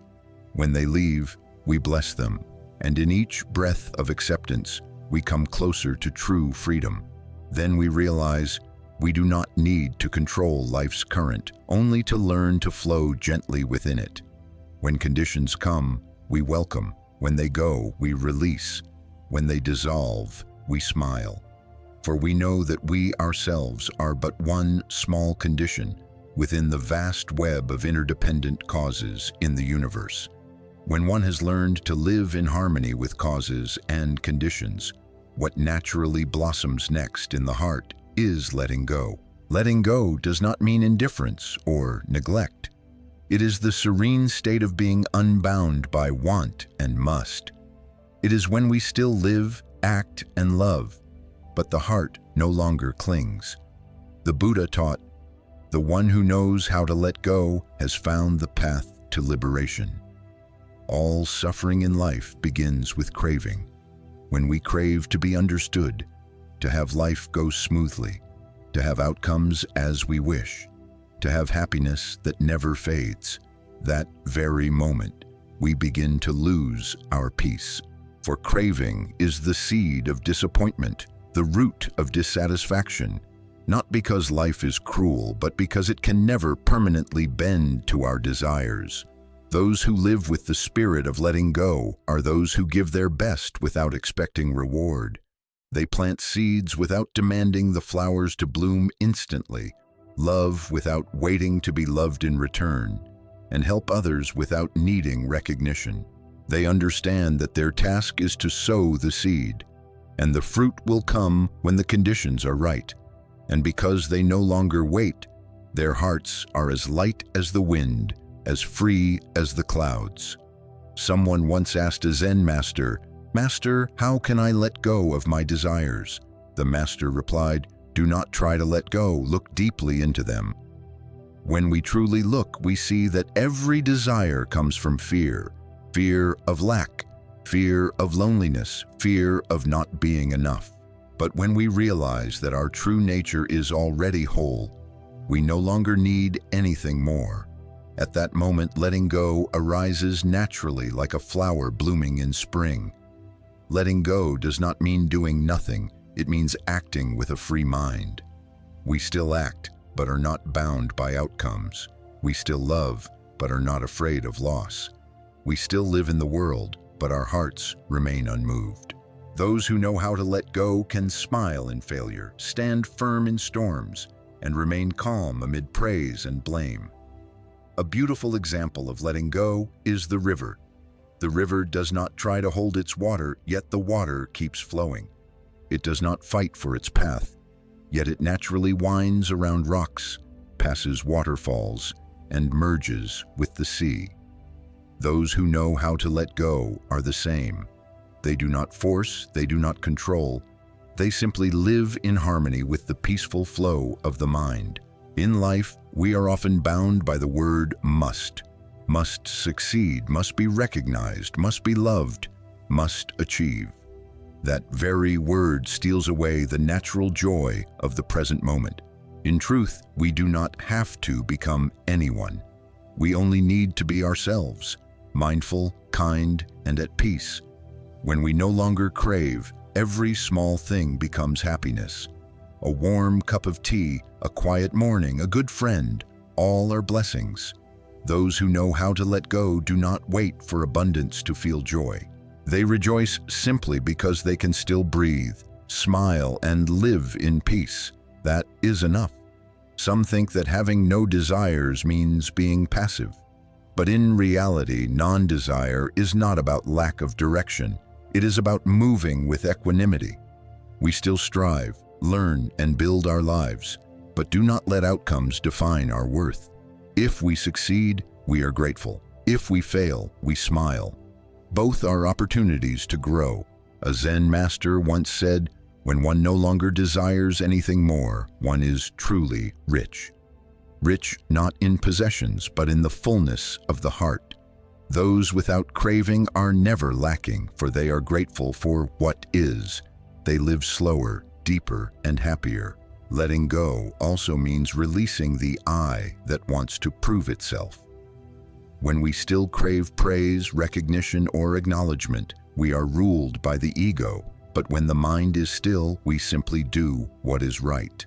Whether seen or unseen, praised or criticized, the heart remains at peace. In that moment, serenity no longer depends on the outer world, but radiates from inner clarity. Letting go also means releasing the past. We cannot move forward while carrying old burdens. Forgiveness is not only to free others, but to free ourselves. Hatred is like holding a burning coal. The tighter we grip it, the more we burn ourselves. Only when we release it do we feel cool again. Letting go also means releasing the future. Do not let the question "what will happen" steal away today's peace. Live fully in the present, for only the present truly exists. Every breath, every smile, every ray of sunlight, each is a miracle we often overlook while rushing ahead. Those who know how to let go no longer ask, "When will my suffering end?" For they understand that both joy and sorrow depend on the mind. When the mind lets go, suffering lightens. When the mind clings, even joy becomes suffering. True happiness does not come from having more, but from needing less. When we let go of craving, we touch freedom. When we no longer demand, we become complete. When we stop striving to possess, we find that we already have everything. This is the wondrous paradox of the way. The more we grasp, the more we lose. The more we release, the more we gain. And when we can live like this, free of craving, detached from grasping, without demanding or forcing, every day becomes a day of meditation, every moment a lotus blooming in the heart. We no longer seek peace because we ourselves have become peace. When one has released all desires and stopped seeking outwardly, a profound transformation naturally arises within, the return to inner stillness, not the forced quiet of suppression nor the silence of weariness, but a luminous stillness in which we see clearly what is, without being disturbed. The Buddha taught, "In stillness, wisdom arises." Stillness is not the absence of sound, but the state of a mind unmoved. Even amid noise and haste, one who possesses true stillness retains a deep inner calm. like a lake that remains clear beneath ripples or the sky that stays blue behind the clouds. This inner silence is the foundation of peace and wisdom, a place we can always return to for rest, healing, and insight. In modern life, people are easily swept into noise. We hear too much, speak too much, think too much. The world constantly urges us to react, to answer, to act fast, to explain, to outdo others. Yet few realize that the most lucid answers arise only when the mind is truly still. When we stop reacting, the right way reveals itself naturally. A Zen master once said, "In silence, everything becomes clear." When we settle down, we begin to hear sounds we had long forgotten. The rhythm of our breath, the rustle of leaves outside the window, the voice of our own heart asking to be understood. We realize that beneath all the noise, there has always been a boundless stillness waiting for us to return. Stillness does not require retreating to distant mountains. It can begin the moment we sit down, close our eyes, and breathe. Breathing in, we know we are breathing in. Breathing out, we know we are breathing out. That alone, within a few breaths, allows us to touch a peace that no other place can offer. Stillness is also the ground on which we come to know ourselves. When the noise of the mind subsides, we see the roots of our emotions, what drives us, what causes our pain, what brings us joy. That seeing itself is wisdom. One who pauses and observes needs not force change, for true seeing transforms on its own. Silence is also the language of love and understanding. Sometimes one moment of silent listening is worth more than 100 words of advice. When we listen in silence, we do not listen with the ears alone, but with the heart. That silence gives others the gift of safety, of being heard, of being accepted. Many wounds in life need no words. A quiet presence alone can heal. Those who possess inner stillness feel no need to prove anything to the world. They work in silence, love quietly, and help others without seeking to be seen. Because their hearts are at peace, their steps are steady. Because their minds are calm, their eyes are gentle. They do not compete, react hastily, or follow the crowd. For that reason, they hold a kind of strength, a soft strength that nothing can shake. Someone once asked, "How can I keep my mind calm in a world of so much change?" The answer is, pause more often. Pause before speaking, before reacting, before judging. Just a brief pause gives us the chance to choose what is right. Pausing is not weakness. It is the sign of an awakened mind. Stillness is also the space where the heart is renewed. When we are too busy, too tense, too anxious, the mind becomes like a lake that has been stirred, muddy and unclear. If we keep stirring, it only gets murkier.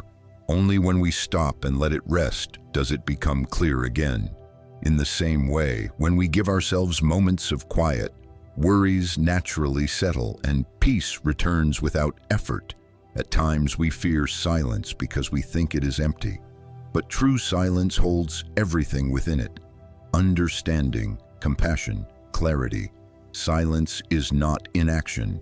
It is action performed in mindfulness. Stillness means not reacting blindly, not speaking needlessly, not acting to harm. It is the power of one who pauses to see, not to avoid. When the mind is truly still, everything becomes transparent. We no longer see life through the lens of fear or desire. Whatever comes, joy or sorrow, is received with clear awareness. In stillness, we see that all things are just waves on the surface, while our true nature is the vast ocean beneath. Stillness does not separate us from life. It helps us live more deeply within it. When we speak, our words carry weight. When we act, our actions carry energy. When we look, our gaze carries peace. One who has true stillness brings calm wherever they go. They do not need to preach. Their presence alone is a teaching. One day, when we can sit peacefully amid the rush of people, simply breathing and smiling, we will understand that peace has never been far. It is right within the stillness we carry, like a small flame that burns without wind, like a lotus that blooms without needing to seek the mud. When we can live with such stillness, everything seems to slow. Time no longer hurries. The heart no longer worries. Each step becomes light. Every action, every meeting becomes complete. And in those simple, ordinary moments, we are truly alive. Not chasing life, but walking with it in peace. When inner stillness has arisen, we begin to understand that meditation is not just sitting silently in an empty room. It is how we live, breathe, see, and walk through the world. The Buddha never taught people to leave the world to find enlightenment. He taught that if we practice meditation in daily life, every breath, every step, every smile becomes a practice of returning to ourselves. Meditation is not an escape from life, but a deeper way of living each moment. When we are mindful, whether washing dishes, sweeping the floor, driving, or conversing, we are meditating. Meditation is when body and mind are in the same place, not divided between doing and thinking elsewhere. When body and mind are both here, the energy of peace naturally appears. Someone once asked a Zen master, "Master, how can I practice when I'm busy every day?" The master smiled and replied, "When you wash the dishes, just know you are washing the dishes. When you eat, just know you are eating. When you walk, just know your feet are touching the ground." The person suddenly realized that meditation is not something separate. It is mindfulness in every ordinary act. The modern world has made people accustomed to haste. We eat fast, talk fast, listen fast. But by living too quickly, we lose the beauty of each moment. To meditate amid life is to learn to slow down and go deeper, to truly feel the life that is happening around us. When we walk slowly, feel each step, each breeze, hear the sound of insects, the whisper of leaves. Just a few minutes of this each day changes the heart. When we breathe, know that we are breathing. Inhale, we know we are alive. Exhale, we know we are at peace. The breath is the bridge between body and mind, the path that leads us from chaos back to calm. When we eat mindfully. Look closely at the food. Be grateful to the one who prepared it, to the earth and sky that nourished it. Each bite can be a meditation. When we listen to someone, listen with our whole heart, without interrupting, judging, or preparing a reply. Mindful listening is the greatest gift we can give. Meditation does not make us separate from the world. It makes us closer to truth. Those who practice meditation in daily life still work, care for family, and face challenges, but their hearts remain undisturbed. They are like a river that flows through many turns yet stays clear, because it always returns to its source of mindfulness. One important thing about practicing meditation in daily life: do not seek results. Meditation is not for attaining something, but for returning home. When we meditate with the wish to be peaceful or be free from worry, we create another desire. But when we simply sit, breathe, and be present, peace arises naturally, like a lake settling when the wind stops. Many believe meditation means sitting long, still, and solemn. In truth, even a conscious breath in the morning, a brief pause before speaking, or a gentle smile during work, all are meditation. Meditation needs no special place, time, or form. Simply knowing that we are alive, that is meditation. To meditate in the midst of life is to transform suffering in real situations. When someone says something harsh, instead of reacting, we breathe and notice the rising emotion. When anger comes, we softly say, "Ah, this is anger." That anger, illuminated by mindfulness, gradually dissolves, not because we force it to, but because the light of awareness allows it to fade. Meditation also helps us see others with more compassion. In mindfulness, we see that everyone suffers in their own way. Those who shout may be afraid. Those who are silent may be lonely. Seeing this, we no longer wish to win, only to understand and to love. When we practice mindfulness regularly, something truly miraculous happens. Everything begins to feel lighter. Work becomes less stressful, relationships soften, and the mind reacts less to difficulties. It's not that life has changed, but that we have changed the way we live it. Meditation in daily life doesn't require perfection. We only need to remember to come back. Even when we forget, even when the mind wanders, it's okay. Each moment we realize we've forgotten is itself a moment of awakening. Every return is a step closer to peace. The Buddha taught, "One who is awake in every moment has already touched the way." Practicing meditation in daily life is that very path. There's no need to search for the way elsewhere, for it exists in how we live today. And when meditation infuses our life, when breath and mindfulness become one, we no longer need to sit in meditation to be calm. Everything we do becomes meditation. Walking is meditation. Speaking is meditation. Cooking is meditation. Working is meditation. In that state, we do not merely live in the world. We live the way within the world. When others see us, they can sense unspoken peace. When we look at life, everything appears softer. In each present moment, we understand that meditation is not to escape life, but to live fully within it while remaining serene amidst change.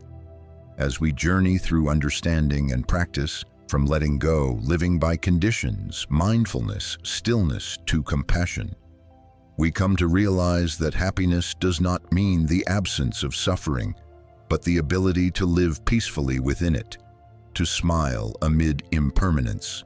It is the state the Buddha called dwelling peacefully in the midst of the world, where the awakened no longer flee life, but embrace it completely.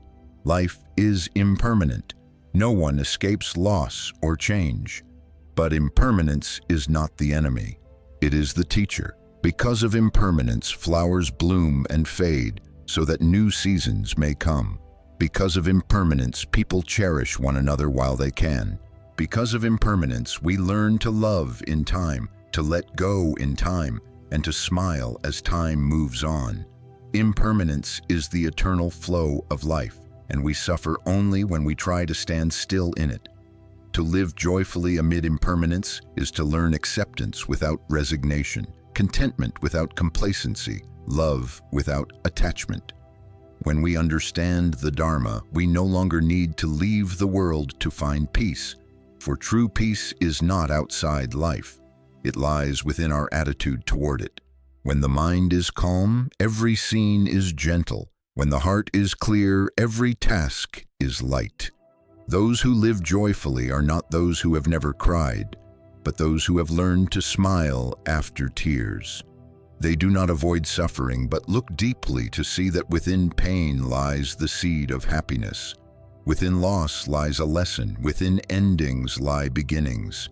They understand that everything exists for a reason, and this understanding makes them both stronger and gentler. Someone once asked the Buddha, "Lord, do you ever feel sadness?" The Buddha replied, "I see sadness as clouds passing through the sky. It comes, I greet it. It goes, I smile." That answer holds the spirit of true peace. Sadness is not evil. Anger is not evil. Only let them not block the light of awareness. When we recognize, breathe, and smile, every emotion becomes a chance to learn and grow. Living joyfully also means returning to the present, not regretting the past, not fearing the future, simply living fully now. When we wash the dishes, just wash the dishes.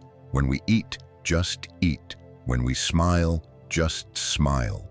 It sounds simple, yet within that simplicity lies the deepest freedom. For when we truly live in this moment, the sorrows of yesterday and tomorrow dissolve.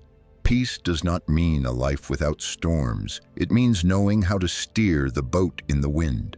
The wind may blow strong, but if the mind is steady, the boat still moves forward. Life may change, but with wisdom and compassion we need not fear. We no longer wish for life to be still, knowing that stillness and motion are two sides of the same reality. As long as peace is within, no storm can disturb us. Someone once said, "Peace is not found by standing still, but by keeping balance in motion." Indeed, in this world, peace does not come from avoiding change, but from holding a steady heart within it. A heart that knows gratitude, love, letting go, and rest. That is the anchor that keeps us grounded amid life's flow. When we live peacefully, we no longer ask life to give us what we want, but learn to cherish what we have. When loved, we are grateful. When misunderstood, we practice compassion. When successful, we stay humble. When we fail, we reflect and return. Every situation becomes a teaching, every person a teacher, every step an opportunity to awaken. To live peacefully in an impermanent world is also to release ourselves gently. Don't be harsh on yourself. Don't carry guilt for past mistakes. Everyone stumbles. What matters is rising again with kindness. When we can love ourselves, we can truly love others. When our heart is kind, the world becomes kind. And remember, peace is not something we must wait for in the future. It is already here in every breath, every sunrise, every gentle glance. Just pause and notice, and we will find it smiling with us already. When we learn to live peacefully amid impermanence, each day becomes a gift. Waking up, we are grateful to breathe. Meeting others, we are grateful to learn. Working, we are grateful to still have strength. Resting, we are grateful for a calm mind. That gratitude is the current of true joy. And one day, when we look back, we will smile and realize we never needed everything to be happy. Just knowing how to stop, let go, breathe, and smile. That is enough. For happiness is never far away. It is right where the mind no longer demands anything beyond this very moment. And that is the message the Buddha wished to share through his words. Live with joy. When you let go, the mind finds peace and suffering fades. When we understand this, even while walking through the marketplace, our heart feels as if it were sitting beneath the Bodhi tree. Amid all change, we still smile serenely, knowing that peace is not at the end of the path. It is in every step we take. Dear friend, thank you for staying until the end of this journey with Dharma in Motion, where the Buddha's teachings are brought to life through the breath of modern living. May each episode bring you a moment of calm in your heart, a little light in uncertain days, and renewed faith to smile at life once more.